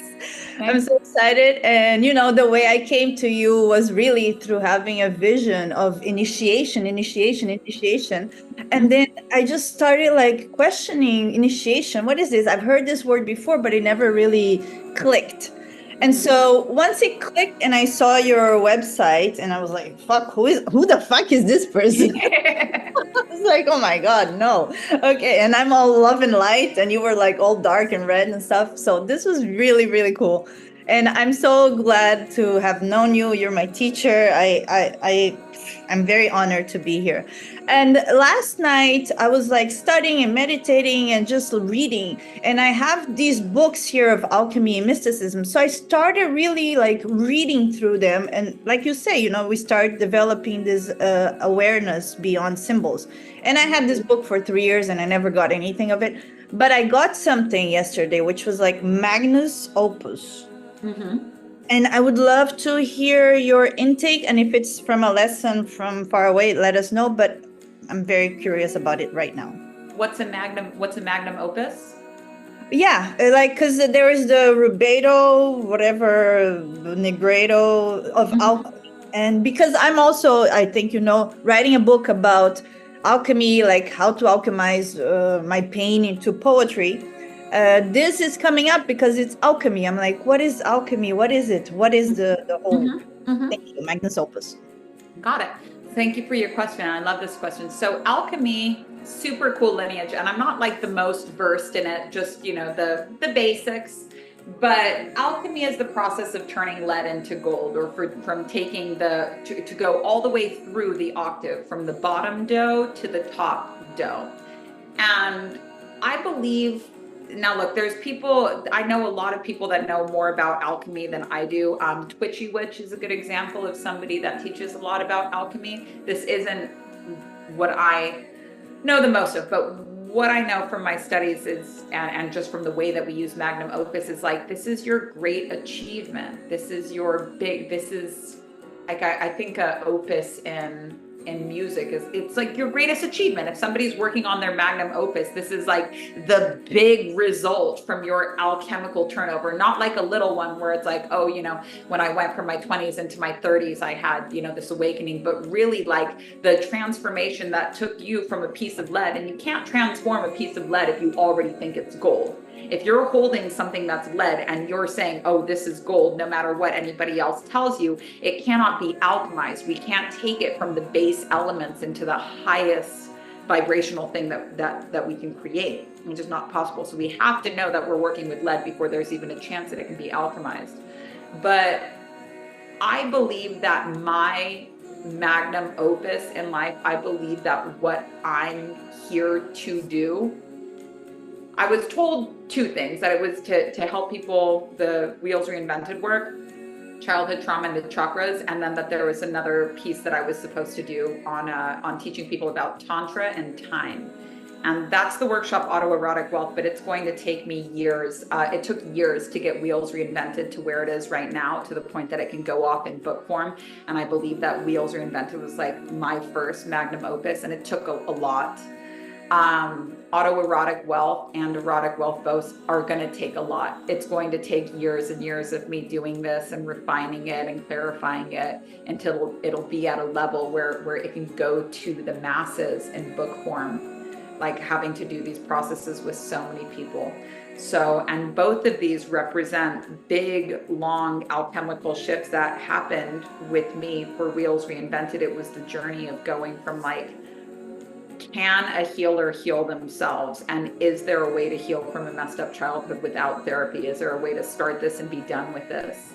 And it took me several times of doing it because as a teacher, you have to master it. And it's amazing the last little things that were kind of pulled away at this last moment to really be ready to bring it to the public, and the opportunities that arrived really letting me know, like, shit, it's go time. Like, this is ready now, let's go. Because the interesting thing about second level is that you're not always worried that like the universe is blocking you. You understand that the face of God is sometimes destroying, that the face of God is sometimes creating, and the face of God is sometimes neutralizing. And so a lot of times, like when we are in the first level or trying to get God to like us or whatever, because we're in that like BFGF relationship with it, every time we get blocked or we hit difficulty, we're like, oh, it's a sign that I'm not supposed to be doing it. And if it's your magnum opus, like it's your destiny, you have to make it work because you have to. You have to make it work because it has. It doesn't matter how difficult it is. It doesn't matter how hard it is. It doesn't matter how on your own you feel like you are with it. If you got to do it, you got to do it because you must, because this is your life, because this is your magnum opus, because this is your destiny. So there's a really good chance that I butchered that. Like I said, I'm not sure I'm not an alchemy expert, but I did just buy the Kabbalion. So maybe after I read that, I'll have a bit more. It's been cool picking up some of these older, shorter books like the Emerald Tablets of Thoth and stuff, and reading them with a freshened up mind. It's been really cool. But to me, that's just what magnum opus means. Uh, can I relate that to purpose? Can I relate the magnum opus? Yeah, because because that is my purpose. Though, so I would say that the magnum opus is the achievement of all of your efforts. So like if I'm actively in the stage of writing a book and I hope it's going to be my magnum opus, there's a really good chance that even by the time it's done and released, that it could be a flop. And that no matter how much I really want to be done with it or not have to run wheels, reinvent it again, or write this book or do a first, second, and third draft of something, which I definitely felt like I was above. Um, to me, the magnum opus is the achievement of it. But here's the thing is like you can have a purpose and give up on it all the time because it's hard. Like we believe that we should just go from A to B. I put my writing outfit on and made a writing desk. The book should come, right? Oh, the book's not coming. I'm not supposed to. Maybe I should manifest it. Oh, it's not manifesting. I guess it's not for me. Like purpose, it's something that you return to like over and over and over again, and you're committed to bringing it to this level of magnum opus, not just the level of like completed, I'm done with it, now on to the next thing, but really seeing it all the way through and making sure that it succeeds and that it gets into the hands of the people that need it. To me that's what it is.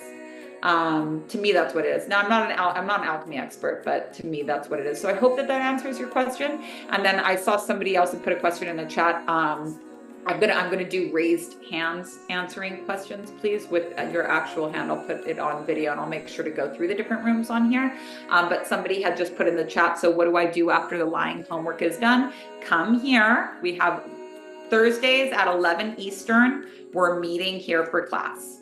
I don't do a lot. You guys will get reminders for these first two calls, but anyone that's in my school knows I don't do reminders.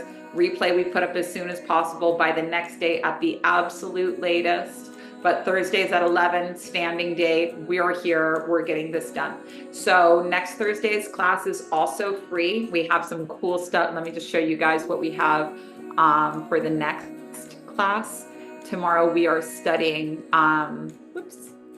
Tomorrow, what is enlightenment? What are the core centers? The issue of I versus it. How did we fall asleep? How can we awaken?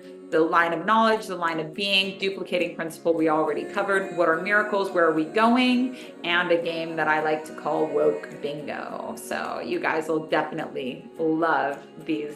You'll definitely love this one. Hey, Eva. Okay, so I saw Emily had just raised her hand. I'll try and go through these questions quickly. 12 pages of Zoom, you guys. I'm having a great time here. I love this. Okay, and so I'll go on to the next page. So go ahead and take yourself off and mute, Emily. Hi, Wendy. Oh, wow. I'm surprised. So you talked about having a living teacher to initiate, right? So what is the role? I am being contacted by multiple spiritual teachers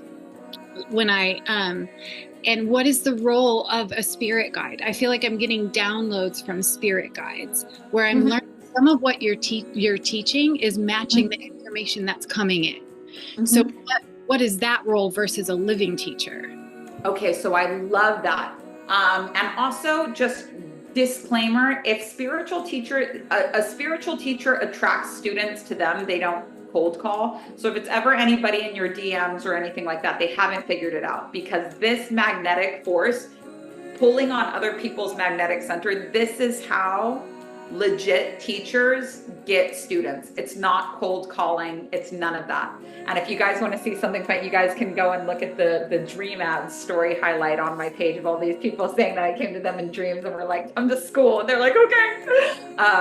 Now, every single teacher began as a human. Even Jesus started his teaching. He started his initiation really, really young with the Essenes. And they talk about that in the Bible. They just don't really like, it's like, oh, well, if he's the son of God, shouldn't he be like hovercrafting and not have to go to school?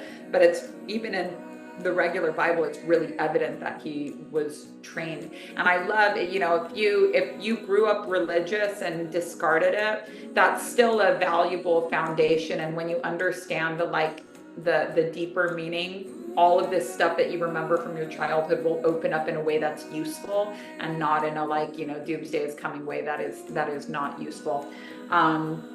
But all of these different teachers had spiritual awakenings, had downloads, had revelations, and that's the welcome to the spiritual path, baby. And what you do with that is your destiny. That's your gift. Like, I wasn't initiated when I started doing Wheels Reinvented. It was 2017 when it all came together, and I had just been studying the chakras for a really long time. And once I started studying childhood trauma and how to repair it, I was like, oh, that's cool. And then I was asking questions like, this is pretty inconvenient. Why does it have to be this way? I have to wait until I'm struggling to be able to get to the bottom of it. How do I know when I'm done? And as a result, I was just in my kitchen one day and it hit me like a sack of bricks. Like, you need to do it like this. A voice came in the kitchen just as clear as anything. And I was like, what's this? But said, you're going to teach 2 workshops that alter the course of humanity. The first one's on childhood trauma and chakras, and the other one is on Tantra and time space. And I was just thinking actually in the bathroom today, like, shit, what happens when I'm done with that workshop? Like, am I going to panic and be like, well, what's my destiny now? Because it took 7 years to achieve the first one. And now, but now I'm working on a publishing company. So hopefully I never get to the top and I'm like, shit, what am I doing here? Everyone has awakening, but what a teacher helps you do, a teacher initiating you from one level of consciousness to the next, helps you to get comfortable. Think about when you went through your first spiritual awakening and how much easier it would have been for you if there was somebody there. And this isn't typical for that first awakening, but how much easier it would have been for you. I've got to go to gallery view because I know you guys will resonate with this. That first spiritual awakening where it's like grippy sock status. If there was somebody there that was like, this is normal, don't worry about it, just keep going this way. Don't fucking check yourself into a psych ward, not necessary. Don't worry about the lack of sleep. Maybe chill on the weed for a little bit if it's working for you, or if it's not working for you, but ground, and you'll get through it. Like, as a new level of consciousness is being downloaded into your brain, like software, the hardware, your being, the way that you are, the way that you're operating, there's a lag that can be really uncomfortable. You're in one world over here, you're in one world over here. And what a teacher helps you to do is make that transition and help you to realize and identify the way that your being is incongruent with your thinking. Because all of us know, gotta drink more water. All of us know what to do, but understanding and applying it is super different. So many people are like, well, I don't need a teacher to go from duality into oneness because I intellectually know that oneness is the truth of existence. But the problem is that digestion, being able to take something that you know, but apply it to your life on a case-by-case basis. A teacher that's initiating you will be like, yeah, don't pay attention to that. Don't get involved with this conflict. No, this is the way. And a teacher at this level, it's just a signpost. It's just a signpost. So if I'm holding a sign that says Las Vegas is 200 miles this way, someone can come and shake their fist at the signpost all they want. But the signpost is like, I'm just a signpost. Las Vegas is 200 miles this way.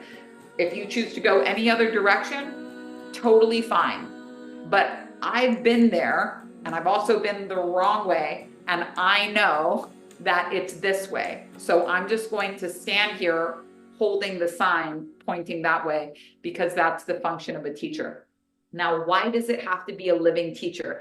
Is because the times are, it always feels like we're in original times, and that maybe these things were true then, but are they true right now? Like maybe we shouldn't get involved, but when we're actively witnessing a genocide, shouldn't we get involved? Isn't this reason to get involved right now?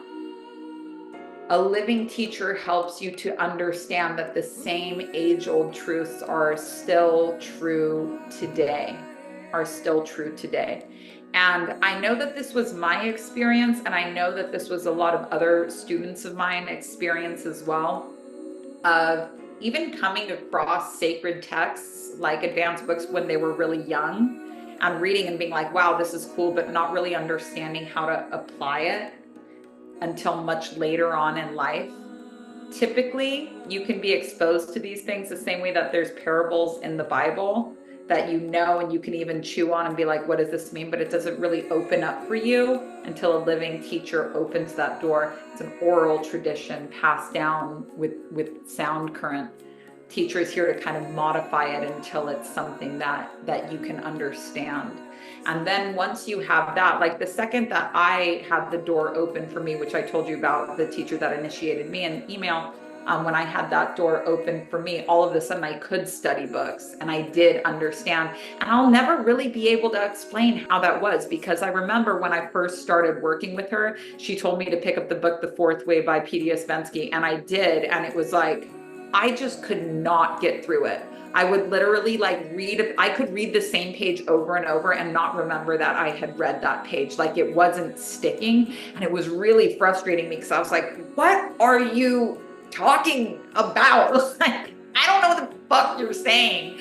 And so I had to hear it in contemporary language. And like as we become more and more, I don't want to say fussy, because that's not it. But as our standards for how we want to be spoken to as a collective becomes higher and higher, even simple facts like the fact that all these spiritual texts were written for men only, that they only talk, that there was no like women involved in it at all, this would even be a barrier to entry for somebody that has that's fussy about something like that. Me, I don't care. Now I care a bit more, but that might be cause for somebody to just throw out the book altogether, to be like, why isn't this for women as well? And the reason why it's not is because you're here to change that. You're here to speak it in your language and be that representation and be that living teacher, because your students can only hear from you. And teachers, I really want you to be aware of this. Stop recommending books to other people. If somebody's asking you, how do I do this?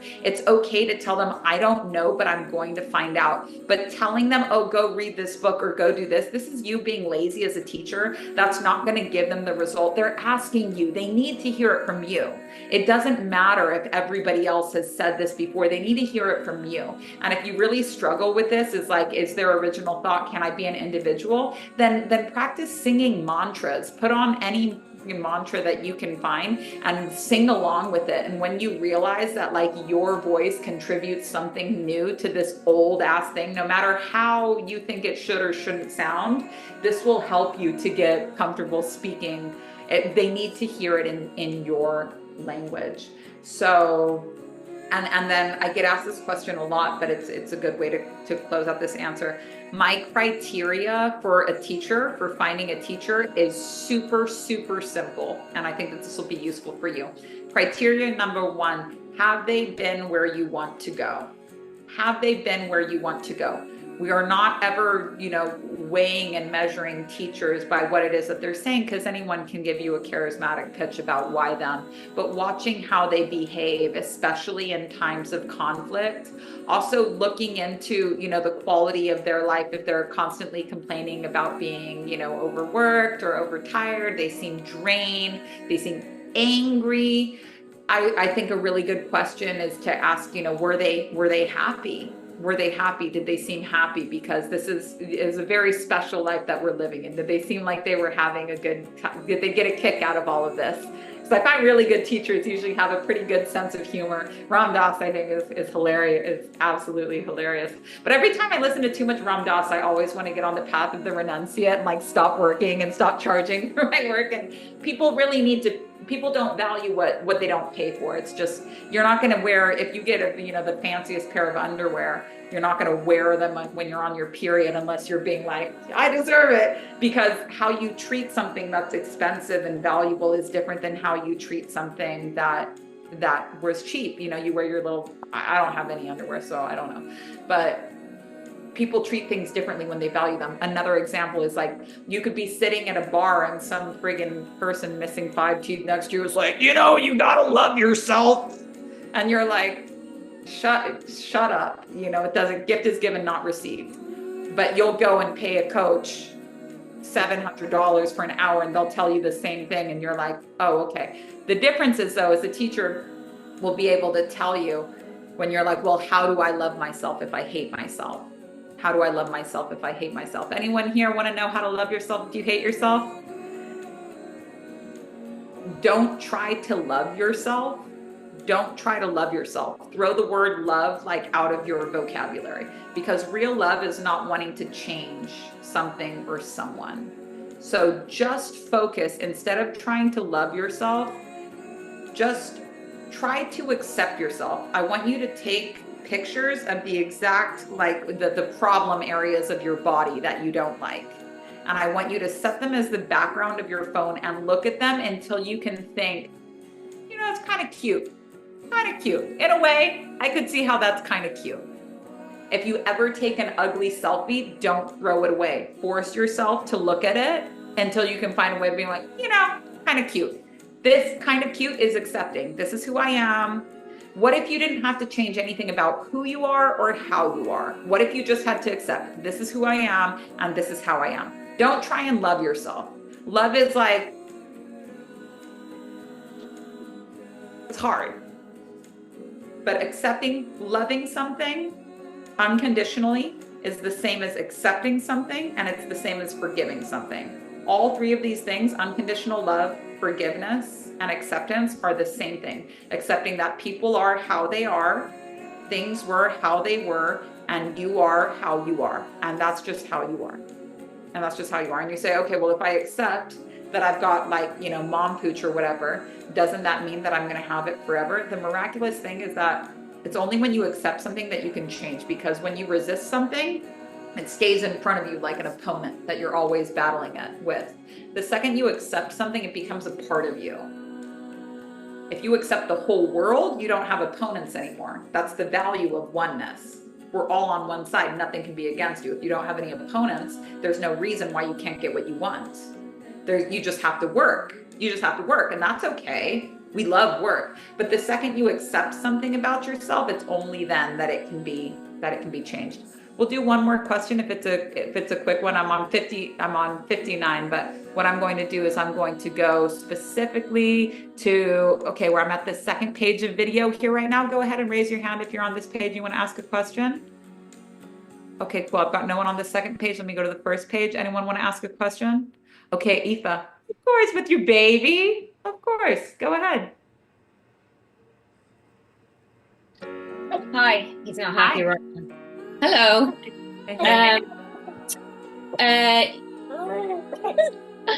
That's okay, baby. That's okay. Hey, it's here. The baby is here. It's here. It's here. It's here. It's here. That's okay. Your little piece of paper. Your little piece of garbage. He's getting frustrated. Oh, yay. That's okay.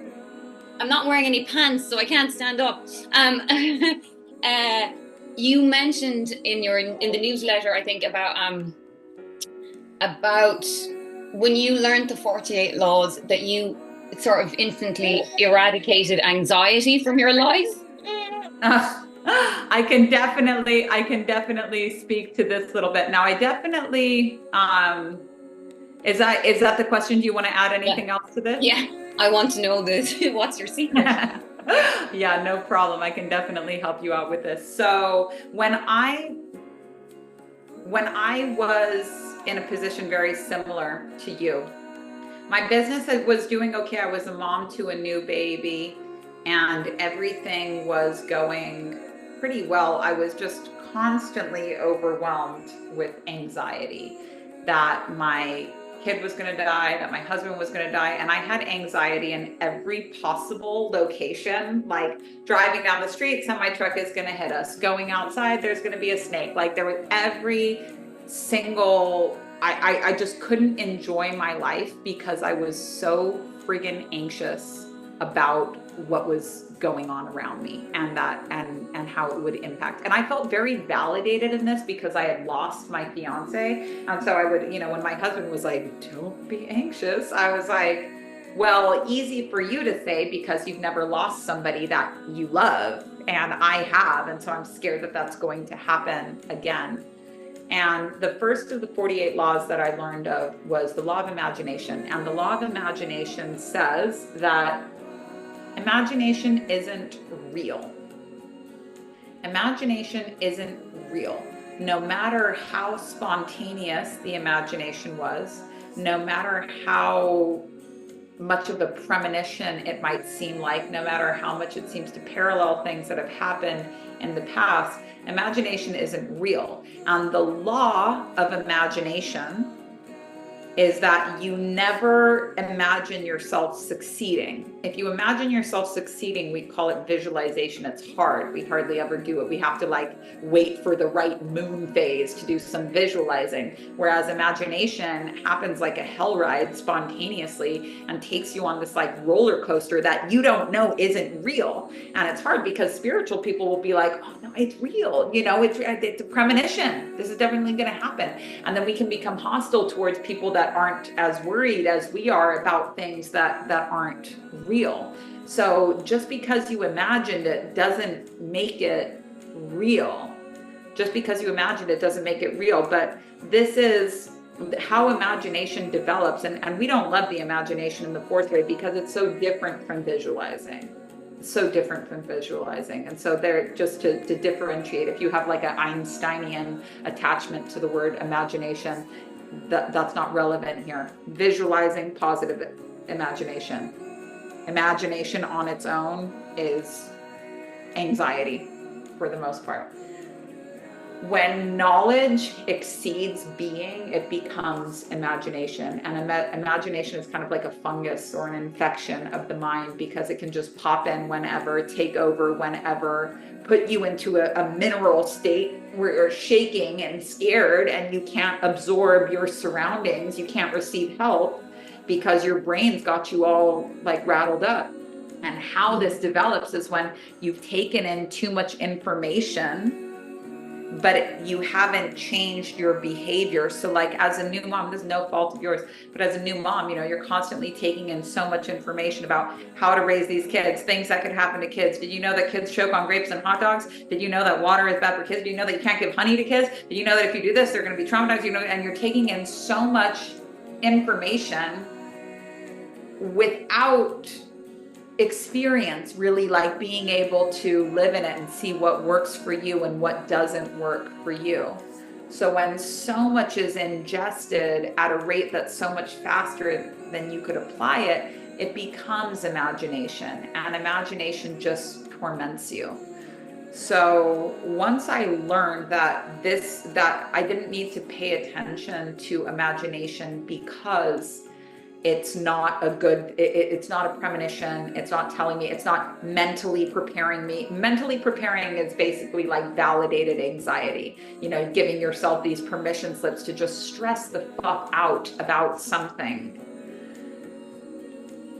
I would just have to say to myself, imagination isn't real. I would have to say it to myself out loud when I was fantasizing about a mountain lion breaking through our fence, when I was worried that, was there honey in the yogurt that my kid ate? Is he dying? I thought that both of my kids were deaf for 3 weeks, which is a very strange imagination and kind of hard, if you're doing hearing tests on newborn babies that are asleep all the time. I had a lot of anxiety, but imagination isn't real. And to bring it even broader, because this was something the teacher that I worked with that initiated me, she had lost her daughter to SIDS. And that was one of the main reasons why I wanted to work with her, because I was like, how could you possibly talk about God at all after losing a child to SIDS? But she explained, she told me that, and I'm going to tell this to anybody that's experienced a big loss in their life. When you're on your path, crazy shit doesn't have to happen to you. So I wasn't on my path with my fiance that died, and I knew it. I wasn't on my path, and I knew it. And I knew it the whole time, but I didn't know how to leave. She said that as a mother at that stage in her life, she was not on her path, and she knew it.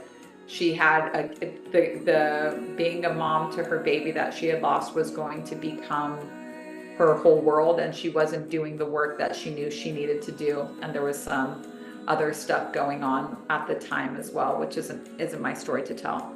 But horrible things happen to get you where you're supposed to be. And if you look back in your life and you see that like all of these horrible things have actually put you exactly where you needed to be to do the things, to receive the things that you have now,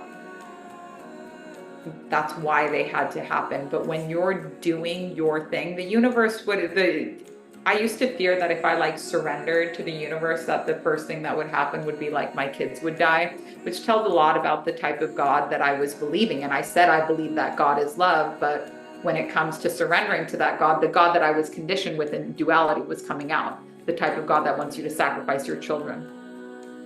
My children help me do my job. My children are a part of my destiny.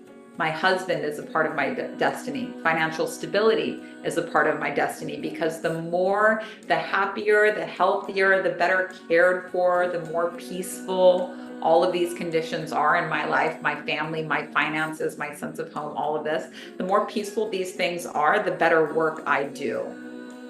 Now, if something happens to one of my children one day, I used to say like, God, if anything happens to my children, I'm out.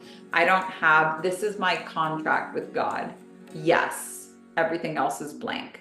There's literally not one thing that I would say no to. And no matter what happens, I will deal with it. No matter what happens, I will continue on my path. No matter what happens, I won't drop this work, because I'm committed. I'm committed. But my belief in a God that would kind of get off on putting me through pain and agony just for the sport of it, that's not a God that I believe in anymore. So let's just recap these facets. You can reduce the amount of anxiety in your life by reducing your intake. So stop parenting books, don't watch parenting TikToks, don't watch any of the parent, if it's anxiety in relation to your kid, like stop taking it in.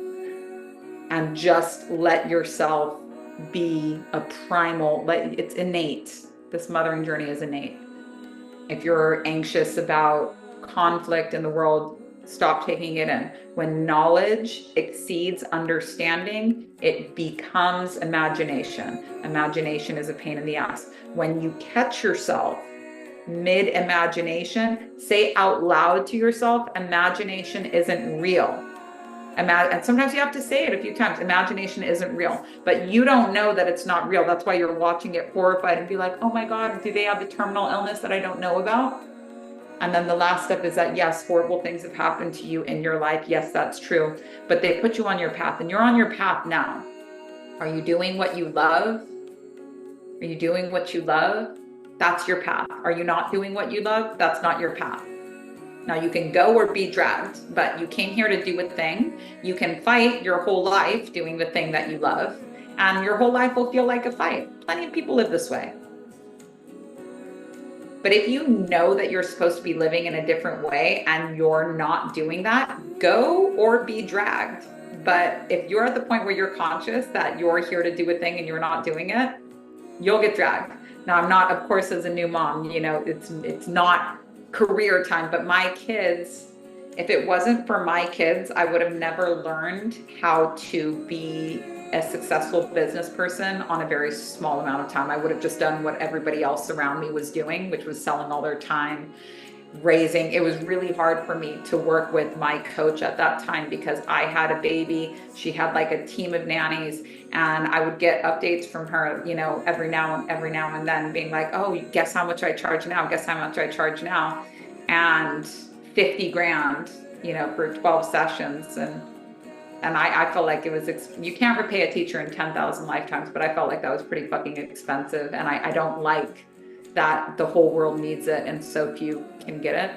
But it was really hard for me to watch somebody just selling more and more one-on-one sessions while knowing that I physically couldn't do that because I had to be with my baby all of the time. And getting a nanny was like out of the question for me.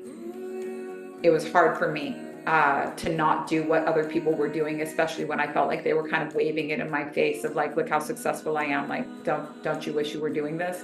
But with time, it worked out really well. So it's not like you're choosing between motherhood or career. Motherhood is teaching you how your career doesn't need all the time that you thought it needed in the past.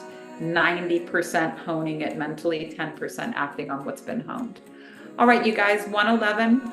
I hope that answers your question. I just need to see your face and see if that made you feel any better. Where'd Aoife go? Where's she at? Is she here? Where'd she go? I know her from classes and class. There you are. You feel a little bit better? I know. Okay, cool. Definitely shoot me an email if you want, but I've been there. Just even if it feels crazy. We just did the Manipura chakra the other day, and I was telling people about this like anxiety steamroll I went down where the white people won, and you guys are unreal. I'm not going to tell this whole story again, but in time you'll be able to laugh at the fucking crazy video your mind is showing you and be like, it's gonna happen, and you're like, this is so out of pocket. Like, this is so random. Like, how the fuck did I take one? I'll just tell you guys, somebody made a comment on Instagram. I don't even think it was on one of my videos, but a lady spelled white people, WYPIPO. And I thought it was so funny. Like, I was like, this is the funniest word that I've ever read in my whole life. But then I had a coffee, which is always good. If I have a coffee and I'm not allowed to move around, I'll get all of that energy just like implodes into anxiety in my head. And so I had a coffee, but my daughter woke up. So I was like lying in bed with her while the caffeine's just surging. And my mind was showing me this whole video of how in some other reality, I'm walking through the streets of Brooklyn and a little black kid trips and skins its knee, and I go to pick up the baby, and then the mom screams at me, get your filthy white people hands off my baby. And I'm like, what? And everyone's looking at me, and then I lose my career, and everyone's like, what? You know, this is, and I was trying to help, but I ended up hurting. And my mind just would not stop on like this video, you know, and by the time I caught it, I was like, damn, like that's fucked up. That's a really strange, so out of pocket. What the hell? All of this coming from one comment that I saw that wasn't even directed at me, and now I'm like tweaking. So I laughed that one off. And then immediately up comes the next one. Like, what was I worried about? Oh, maybe your daughter has a tooth infection or just some random thing. Because once I'm anxious, once that imagination is going off, it just supplies me with more and more options. Well, how about this? Well, how about this? Well, how about this? But with time, like when I say imagination isn't real, the scared feeling goes out of my body. The thought is still there, but I can watch it to be like, fucking tell me. Tell me what you think is going down here. I want to hear the whole story. Because when I look at it without being identified with it, when I'm looking at it like, okay, my mind is showing me something that's putting me into a state of terror without being like, this is happening, or maybe it's going to happen, which is what it means to be identified with it. It's usually pretty funny. Like, it's usually pretty funny how fucking insane I am. And that's my work.